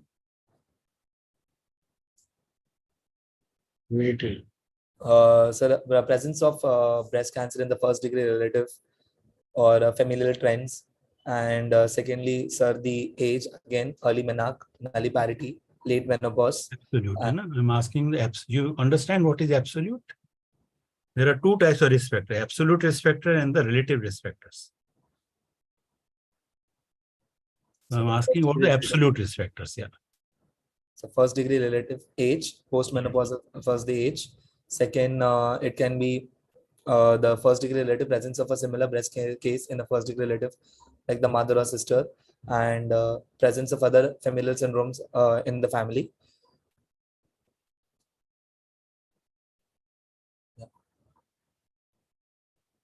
No, is that a new trend which have you made, that writing separately the complication history and the etiological history? We have never seen such type of the histories, you know, you're writing in the present illness like that. Okay, sir, I'll So modify do not, that. yeah, do not create some new trends in that, na? Yes, sir. I'll And surely. can you go back to etiological history? Have you completed that? If you write there in the etiological history, have you completed all those things in that? I should have added the menstrual, the menarche, menopause. Yeah, everything should come, and almost 20 things will be there in that. Okay, sir. So please do not mention all the etiological history as a separate one and a complication history as a separate one. Yes. So the absolute risk factors are age of the patient had a breast cancer in the opposite breast, Okay, sir. family history of the breast cancer, BRCA1, BRCA2 gene positive, any benign condition which is also absolute risk factor. A patient has undergone a surgery for some benign disease in the past. Can that be absolute risk factor? So, for example, if she had a lump where just a excision was done and the histopath report suggestive of atypia, ductal atypia, Yeah, or atypical ovular ductal hyperplasia. That is a definite. So these are only 5 or 6 which are there as the absolute risk factor. All others which are there, like the lactation, feeding, nulliparity, alcohol, smoking, Relative. they are all relative one. Okay, sir. Okay. Yeah. Yes. Okay. Go to the next one. Okay. Right. I think go to the examination now because it's already half an hour. Yeah. Go to the examination part. The patient was examined in a well-lit room with a female attendant after taking a verbal consent. Patient is conscious oriented to time, place, and person. Poor build with a height of 150 centimeter and weight 38 kg, BMI being 19.38. Pulse was taken in right radial artery, good volume, 80 beats per minute, and blood pressure 116/80 millimeters of mercury in the right arm in supine position, maintaining saturation on room air at 98%. Pallor seen, but there's no evidence of clubbing, cyanosis, or edema. On a systemic examination, cardiovascular, respiratory, gastrointestinal, and nervous system, central nervous system examination, all were within normal limits. Focusing on the local examination, on inspection, the left breast appears. On inspection, the left breast appears grossly enlarged as compared to the right breast. The nipple areola complex of the left breast appears to be shifted down as compared to the right. Presence of dilated engorged vein present. Take off this slide. Yeah. Take off this slide. Okay. Go to the next slide. Yeah. Do not show the picture for a very long time. Okay. Yeah. So left breast appears to be grossly enlarged as compared to the right. Nipple areola complex shifted down as compared to the right. Presence of dilated engorged vein present over the chest, and appreciable fullness seen in the left breast involving all the 4 quadrant. 8 by 5 centimeter wound ulcer present over the left breast involving the nipple areola complex. Floor consisting of slough with intermittent areas of granulation tissue. The edges were sloping with presence of slough. Margins defined and clear with surrounding skin showing hyperpigmentation, sir. There was no appreciable fullness seen in the left axilla. Right breast and right axilla appears to be within normal limits, sir. On palpation, ill-defined lump of 10 centimeter in the greatest dimension was palpable in the left breast involving all the 4 quadrants with NAC. The lump was non-tender, hard in consistency, involving the overlining skin and not fixed to the pectoralis major muscle as well as to the chest wall. On examination of the left axilla, a 3 by 3 centimeter firm, non-tender mobile lump was palpable in the left axilla, suggestive of a node. On palpation of the ulcer, the inspectory findings were being confirmed. The base of the ulcer made up of the subcutaneous tissue, sir, and we couldn't undermine the ulcer, sir. Apart from that, there was no supraclavicular node palpable. Cervical nodes, no palpable lymphadenopathy present. Right breast and right axilla, no palpable lump or node felt. So I would like to summarize my case. A 53-year-old lady postmenopausal with chief complaints of left breast wound ulcer with Magus infestation history. On examination found to have lump of 10 centimeter in greatest dimension, hardened consistency involving all the 4 quadrants with an AC and involving the overlining skin in the form of a non-healing ulcer, 8 by 5 centimeter in dimension with a single 3 by 3 centimeter axillary node present, mobile, firm in consistency, central group, is a case of left breast carcinoma with a clinical staging of T4B N1 M0, locally advanced breast cancer. Now, Karthik, usually whenever you are presenting a case like that, the systemic examination has to come after the loco-regional examination. Okay, that is a standard trend. General examination followed by the loco-regional examination and then by the systemic examination. Now, in your patient, how do you say it is not fixed to the chest wall? Sir, on inspection, sir, when asked to bend forward, the lump overall was moving along with the breast tissue. So that was one indication that the lump was not fixed to the chest wall per se. And also, sir, What will happen if it is fixed to the chest wall? sir, it is the staging T4B and more. What So clinical sign you have? the lump will not move forward on asking the patient to bend forward. But as such, the lump will be mobile. Sorry, sir. Lump will be mobile or not? So the lump will be fixed, not mobile, sir. So on palpation also, the lump will be fixed and not mobile. In all parts of the breast? Yes. If it is fixed to You the say chest it wall. is a T4A disease when you say the lump will not be mobile in all parts of the breast, or there can be lump may be mobile. So if it fixed to the chest wall, it shouldn't be mobile, sir. Hmm? Sir, if it is fixed to the chest wall, it shouldn't be mobile, sir. Okay. What are the things which comprise of chest wall? Sir, the ribs, intercostal muscles, and the serratus anterior muscles, sir. So if the lump or the carcinoma is infiltrating in any of these structures, we can call it as it is fixed to the chest wall. So how will you find out the serratus anterior? Sir, what will happen with the lump will be mobile or it will be fixed? Sir, if sorry, sir, I did not get you, sir. If the lump is situated in the lower lateral quadrant, yes, sir, and I say it is fixed to the chest wall, so will the lump will be mobile or it will be fixed? Sir, it will be fixed to the serratus anterior muscle, sir. How will you know that? So we can ask the patient to push against our hands or against the wall. So you have to make the muscle taut. Otherwise, yes, sir, the lump will be mobile in that area. While in the rest of the breast, the lump will be fixed. You cannot move the lump here. Then you say it is fixed to the chest wall here. Because you have to differentiate between whether it is lump fixed to the pectoral muscle or to the chest wall here. To the chest wall. Okay. Right. Now, what are the things you are going to examine the abdomen of this patient? So general just very casually you have passed that abdomen is normal. Right? Sir, on similarly, thorough abdomen examination and inspection, sir, I would like to look for any obvious fullness in any specific quadrant, generalized distension, which would be an indication of presence of ascites. Similarly, sir, any nodes which can be present, and on palpation, sir. Which nodes you are saying in the abdomen, which you can feel?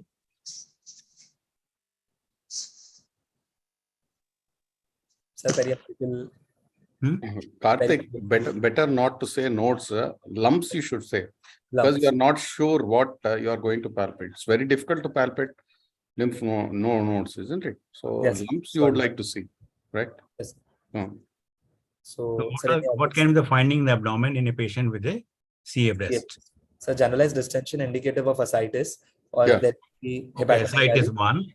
Yes. There can be hepatomegaly on hepatomegaly 2. Yes. Go on. Thirdly, there can be presence of on parectal examination, so we can palpate nodes. So that could be a shelf nodes, peritoneal deposit. That 3, and that is not the nodes. That's the deposit. You know? Deposit, sir. Right. 4. If it is a patient is not menopausal, premenopausal or anything, any lumps you can palpate in the pelvis? Ovarian malignancy. Crucumber tumors. Crucumber tumor, sir. So, per abdomen or per vaginal, sir, would contribute to our findings, sir. Sometimes at the umbilicus you can get something. Nodule. Irish. Can you get any nodule at the umbilicus? More common in the gastric malignancy. Irish node, sir. So, no, Irish node not in the abdomen. Irish node is in the axilla. Where is the axilla? Sister Joseph nodule. Mr. Joseph knows, yeah. The Joseph nodule. Now, what is the characteristic of a Krukenberg tumor? Sir, that usually ovarian malignancies and stromal hypertrophy is there, and it has a transcoelomic spread, sir. So along with that, it can present with the peritoneal involvement and pseudomyxoma peritoni presentation could be there, Is it sir. unilateral or bilateral? I don't know. It is majority of the times the bilateral. You know? Okay. The bilateral solid tumors of the ovaries in a patient who has a breast lump is the Krukenberg tumor. Okay, it can occur most of the time in the premenopausal, but it can also occur in the postmenopausal. Initially, we thought that it is only the translymphatic spread is there, but now it is proved that there is a retrolymphatic spread which is there, and by that it can also occur in the postmenopausal. Okay. Okay. Yes. Sir, may I just come in? Dr. Mudaliar? Yes, sir. Yeah, your clinical staging is T4B N1M0, right? Why Yes. do you think this N1 is malignant and cannot be an infective lymph node? Because the characteristic of the lymph node is not of malignancy. What are the characteristics of lymph node which is malignant? Sir, it should be hard, it should be fixed and immobile. Yeah, you go to a presentation of the lymph node. You're written, no? Yes, sir. In the summary. One slide. Just go back. Yeah. You see here, that's the reason why SAR is asking. So here you are not mentioned any characteristic which is suggestive of a malignancy. You are not written the consistency of the firm, sir. It should be hard. Typically, it should be hard. No, I'm look, Karthik.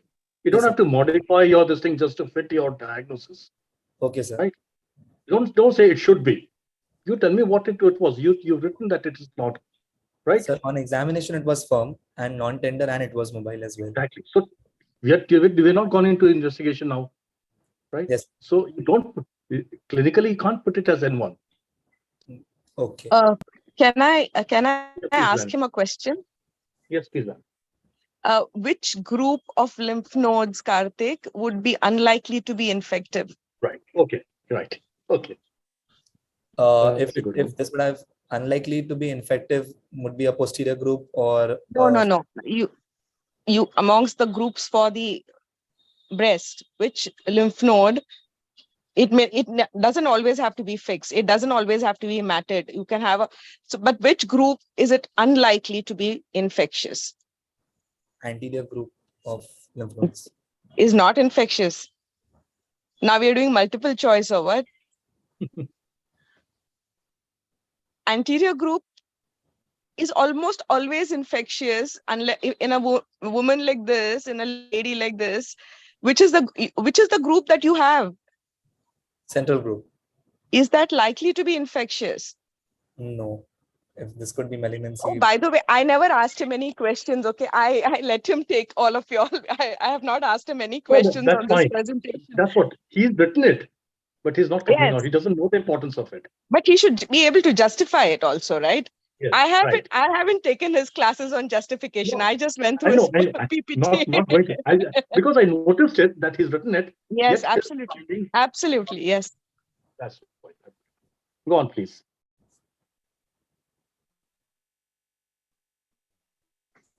So please, sir.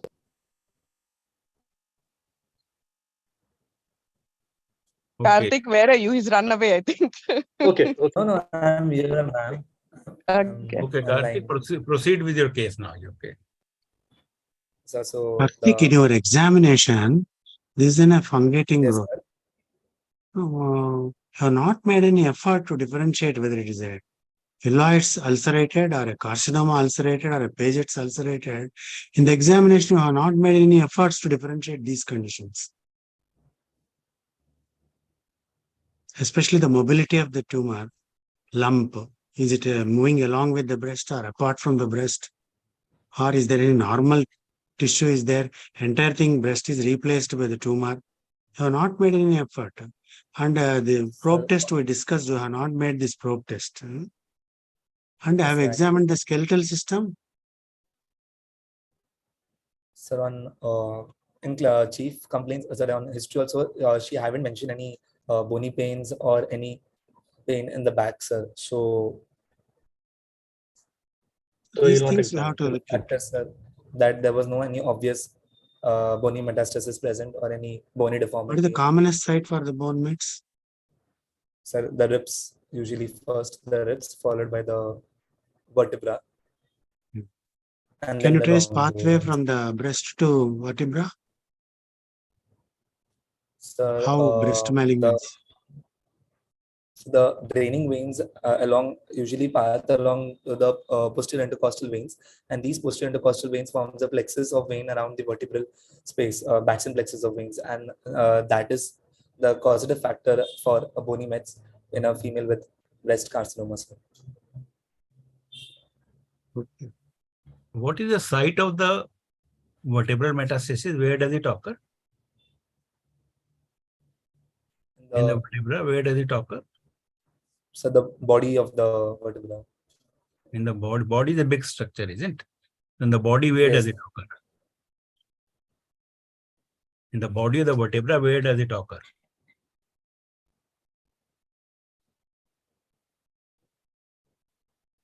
In the pedicle. Okay. Okay, it will occur in the pedicle of the body of the vertebra. And how do you see the pedicle on X-ray, plain X-ray? How does they look like?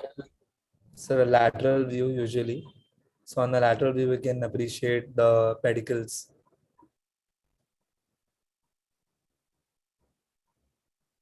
It will be better appreciated on the AP view.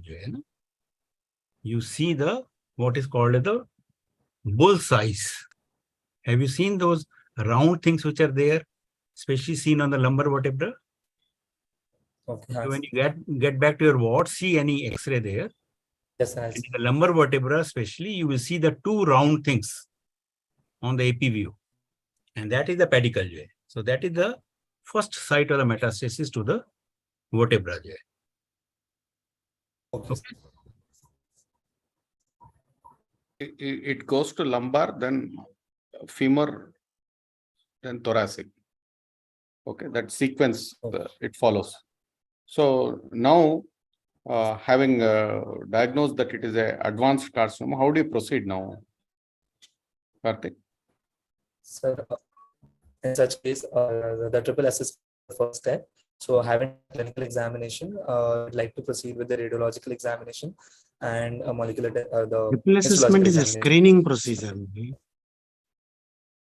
Already there is an ulcerated, fungated growth. Triple assessment is a screening procedure.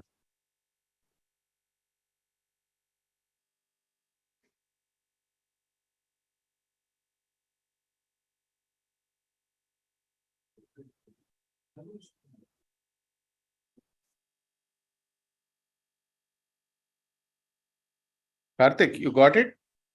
Yeah. Yeah, So because you should modify. See, clinical examination, you have done this. So forget about.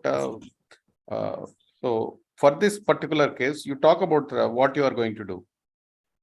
So, sir, a radiological examination, USG and a mammography. You wanted to do mammography for this ulcerated case? Or to the opposite breast you wanted to do? So mammography to both the breasts, sir, bilateral breasts. So it will rule out the presence of any underlying malignant lesion which is not picked up on clinical examination, or other features on which is suggestive of malignancy in mammography. And secondly, no, justify why you wanted to do mammography in this case. In this particular case.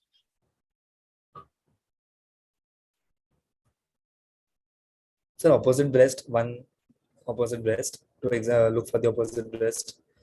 And this is occupying almost 70-60% of the breast, isn't it? It is already ulcerated.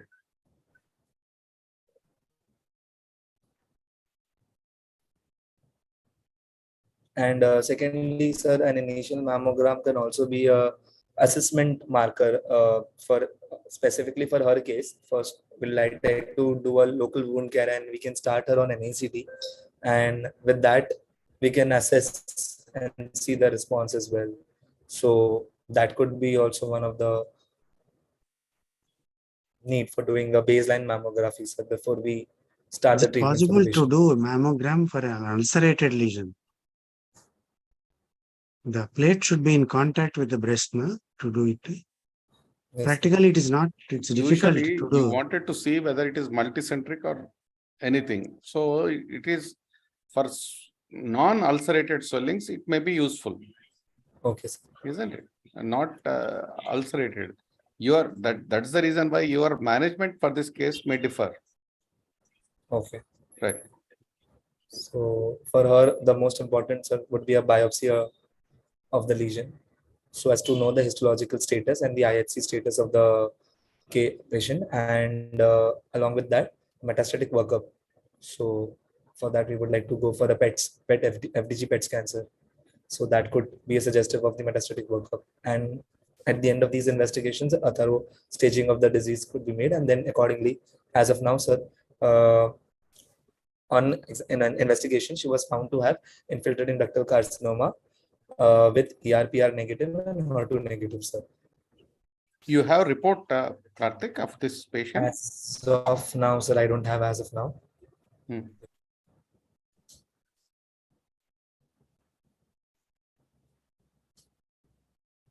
So the plan, sir, would be first a local wound care, so as to remove any sign of sepsis or underlying infection which she could have, and then proceed along with that to a neoadjuvant chemotherapy, so as to downstage the tumor, and then plan surgical excision, following which an adjuvant chemotherapy with a radiotherapy, sir, for her.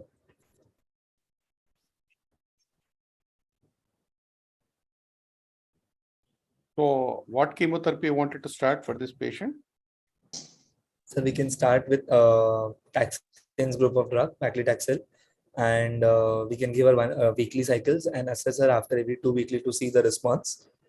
If there is no adequate response, so we can shift on to the other drugs like adrimycin or cyclophosphamide, and we can check the response. And even if there is no response, then we can plan for an upfront MRF for this patient. Before you start chemotherapy, what are the precautions you will take for this patient? Because you are using. So may I just come in, sir? May I just interject, please, sir? Karthik, your patient has got maggots with infect and a foul-smelling ulcer. What will you do for that before you go in for, or will you go in for chemotherapy before managing this? So no, sir.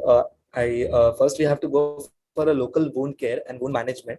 Side by side, investigate the patient, because the investigations will also take time to come. So the local wound care would involve firstly the thorough debridement of the ulcer and maggot removal, daily dressing, and tissue culture and culture sensitive antibiotic. Okay, that's it. So I wanted you to tell me this before you went in for chemotherapy. Yes, and once we are completely assured that she has no underlying. No, please answer sir's question.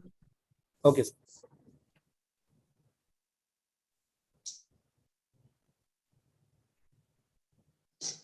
Yeah. What precautions you'll take before you start chemotherapy, Karthik? Sir, general examination, sir, the workup of the build of the patient. No, in other words, what are the side effects of the chemotherapeutic drugs which come? So, sir, a baseline 2D echo is needed, because most of the chemotherapies have cardiomyopathy, cardiotoxicity. So which drug is affects? Commonest, sir, is adrimycin, but other taxane groups of drugs also eventually have, on long-term ingestion, sir, they do have cardiotoxic effects. And other would be, sir, the WBCs that we usually look for before starting giving any and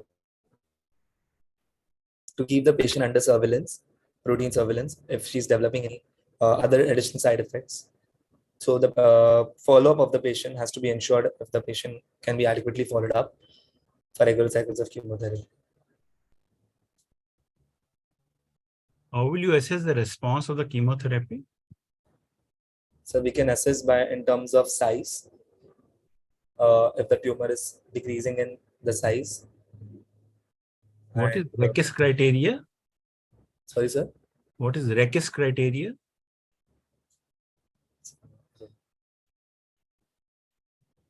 What is the complete remission, partial remission? What is REGIS criteria for chemotherapy?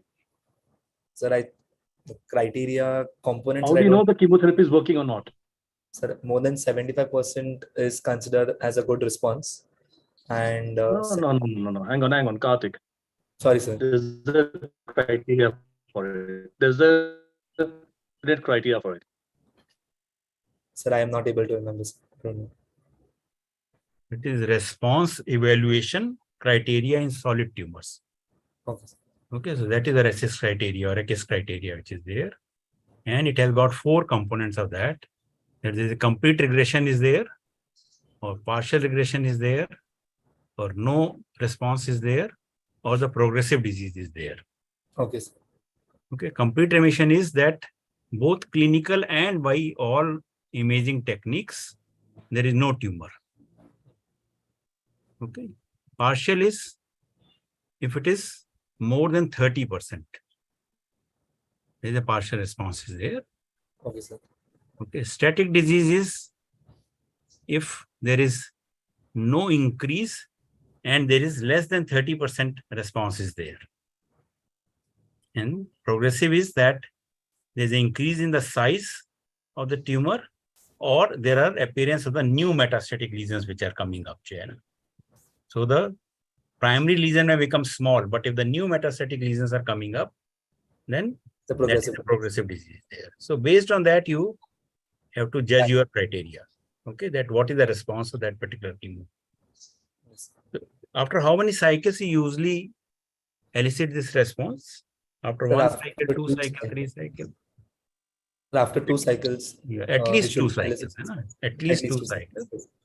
So if there is no response after 2 or 3 cycles, then what you will do? So we should consider changing the regimen of chemotherapy, or and see whether the patient is responding to other chemotherapy regimens. And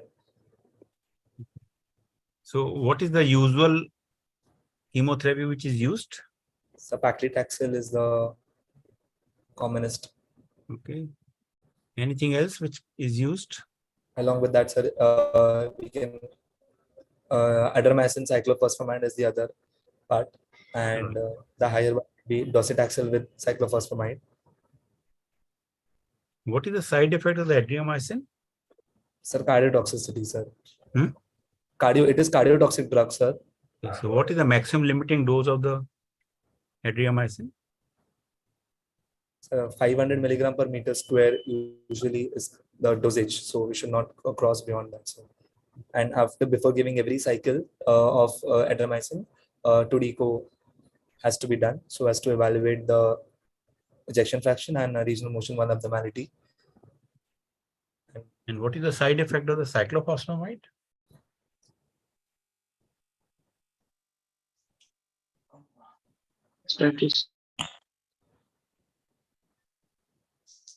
Why do you get the TCDC before every cycle? No, before every cycle you get the TCDC. Neutropenia.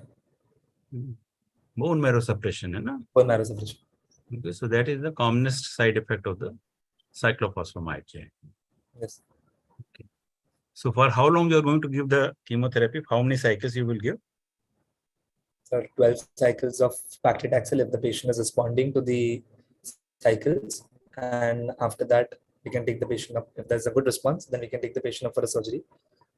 Since it is involving the nipple areola complex, we'd like to proceed ahead with a modified radical mastectomy, and then post surgery we can plan the patient for a radiotherapy. So you do not want to give the adjuvant chemotherapy after that?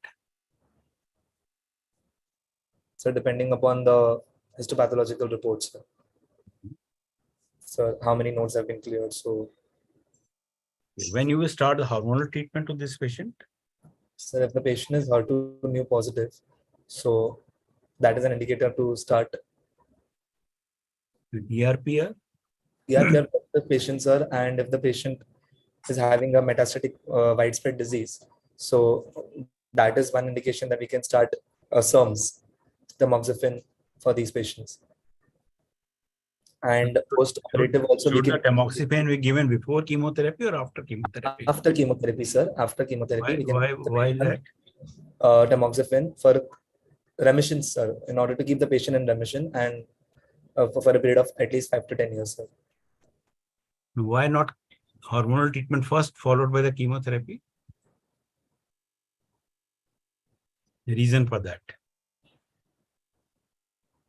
If you remember the cell cycle, then you can tell that. Cell cycle, sir. What happens?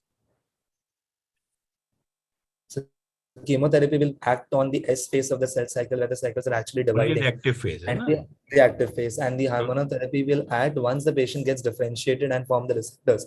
That's the M2 phase. So giving them together would not make sense.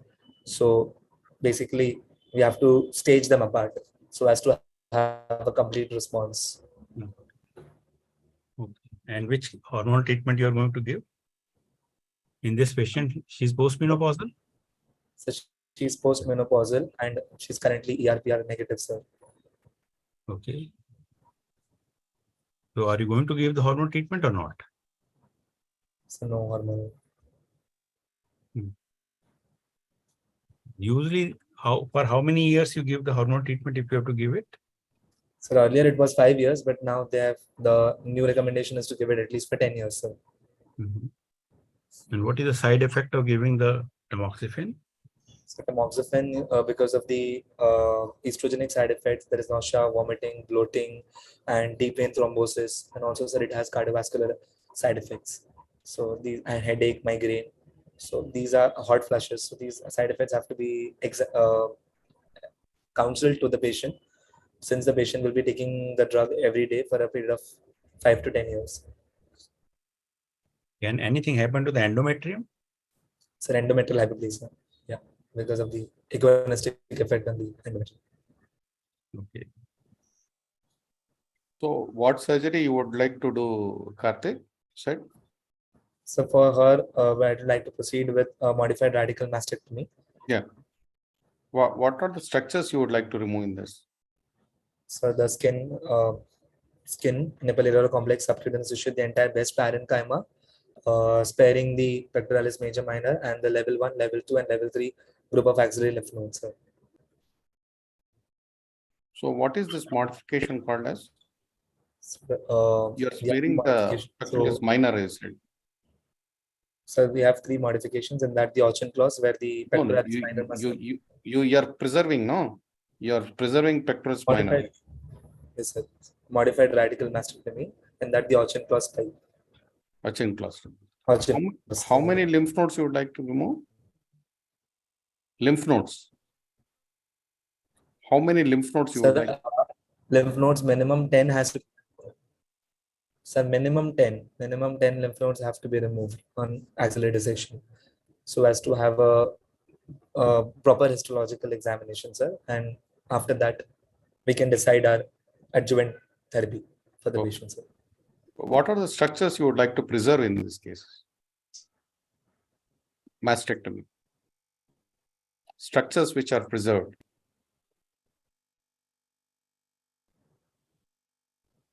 Sir, axillary vein, cephalic vein, the thoracodorsal nerve, nerve to serratus anterior, intercostobrachial nerve, and the pectoralis major, pectoralis minor both, and nerve to the medial and the lateral nerve as well. What are the complications of mastectomy? So complications. Because of thorough axillary dissection, the patient can develop lymphedema of the upper limb of the involved site. That's one. Second is the patient can develop FAP necrosis, surgical site infection, or the patient, because of the prolonged lymphedema, patient is disposed to develop lymphangiosarcoma of the involved upper limb as well. And what is that called as? Because of the surgical complication. What is that called as? What is that? Stewart syndrome, sir. Stewart syndrome. Stewart syndrome. Okay. Armor-like appearance and movements. And so because of the surgical complications, injury to the specific nerves, so injury to the intercostobrachial nerve will lead to loss of sensation on the medial aspect of the upper arm. and respectively injury to the thoracodorsal nerve will cause winging of the scapula and latissimus dorsi, sir. What will be the prognosis of this patient, Karthik? So since the patient is locally advanced breast CA and so depending on how well she responds to the chemotherapy, and since there is no distant mets, we can achieve a good control and we can give her a definitive. Depending upon the grade of the tumor, isn't it? How she Yes, responds with the chemotherapy and other things. Right. Any other further questions, sir? Karthik, what are the various? I got a doubt. Our professors used to teach such type of cases, toilet mastectomy. What about your comments about it, sir? Yeah, right, sir. What you said is correct. Toilet, one of the things which we used to. Do you know about it, Karthik? Toilet mastectomy.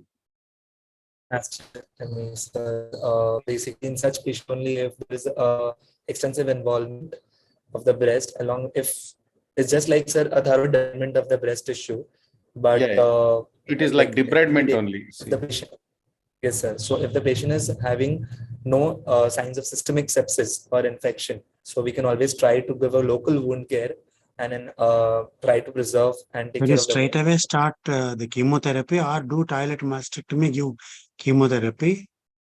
But nowadays, very good drugs are there. Olden days, so many chemotherapeutic drugs are not there. What is the role of toilet mastectomy nowadays? I don't know. Please, one of you clarify, teachers. I think the toilet mastectomy, the chemotherapy has got a very good effect on these ulcerations. So you must start this patient with the chemotherapy first. And you'll find within 2 cycles, this ulcer may almost heal you after that.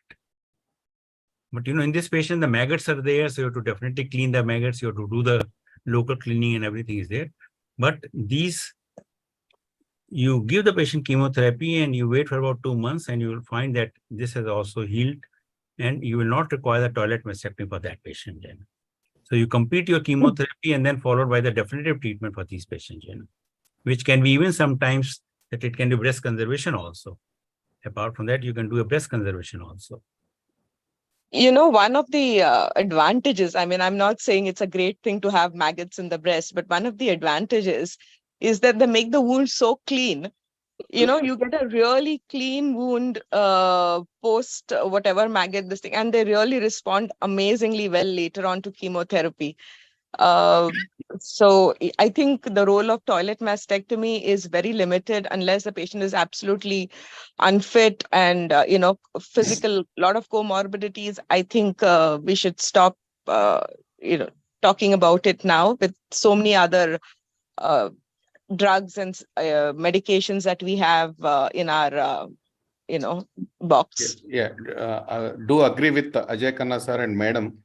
Actually, the maggots do help. Actually, they cause without any pain, small sort of debridement. But Srihari sir and the other people also agree. Whenever we used to do toilet mastectomy, the malignancy used to grow vigorously sometimes because we don't clear the margins and other things most of the times. Now, with the advent of good chemotherapy drugs and other things, I think that is a better option. But madam, these maggots which are there, they are different from those which are used for the therapy purpose. No, I agree, but they still see. I absolutely agree. I'm not suggesting that we put maggots into all but the wound was much cleaner than we would anticipate otherwise. I'm not saying that it's this thing, but it's just an observation that we've had about 4 or 5 patients thus far with maggots, even now in 2023, and somehow their wounds seem to be much cleaner than just other wounds which are ulcerated. So just an observation. Okay, actually, toilet mastectomy is a historical burden we are carrying. So, is a historical burden. Previously, when all this chemotherapy and all were not there, people used to lop off the breast when it was like this, when it was ulcerated, and that's what has been. Toileting nowadays means that we just clean the wound. It doesn't mean we lop off the whole breast. and start off on chemotherapy so that the foul smelling and the infection and all is gone. So it's just a misnomer. So, Karthik, what are the various Thank you, ways to sir. prevent the lymphedema? What is it? I was just going to ask him why he's blaming the surgeons and a proper axillary dissection for lymphedema. So Karthik, please tell us, why does lymphedema happen?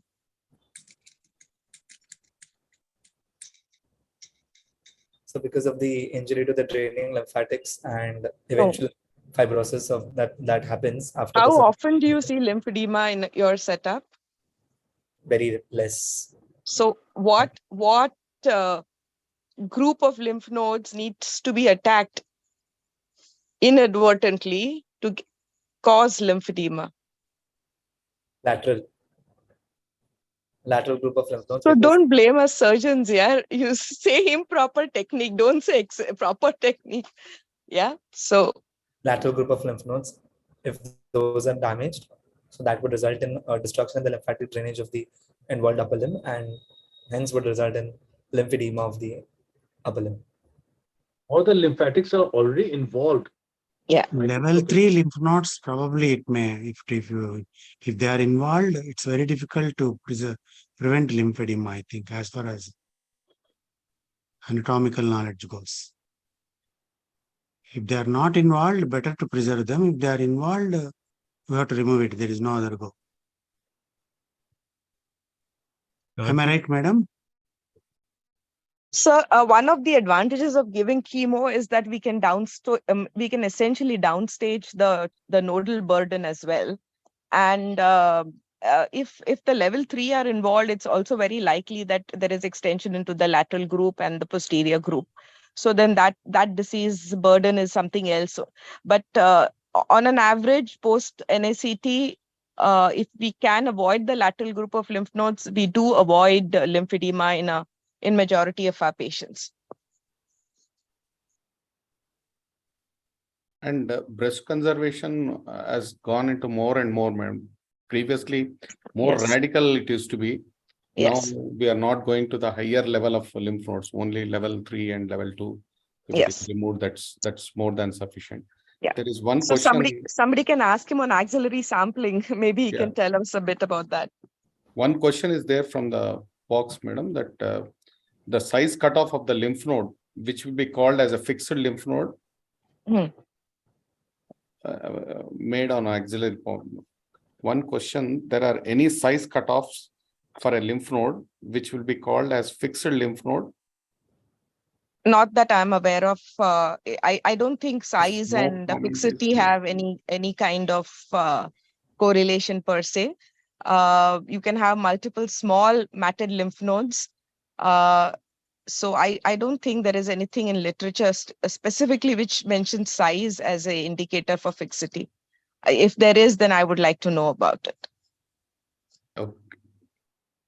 Majority of the time they are because of periadenitis which is there. Yes, yes. So that is the reason for that. Rather than the size of that, it is the periadenitis which is there.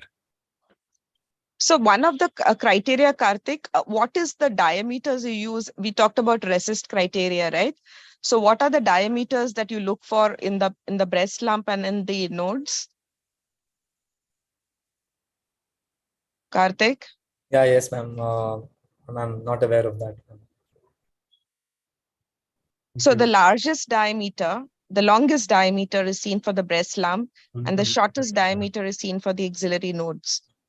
Yeah, so you have to measure those diameters, but again, it has nothing to do with size. It's more to do with the lymphovascular embolizations which happen and how aggressive the disease is and many other factors. But you should know the RECIST measurements. Yes.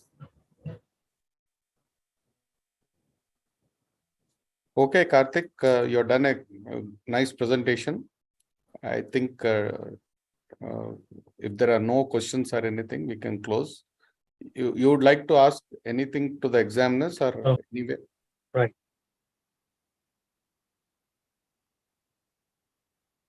No, sir.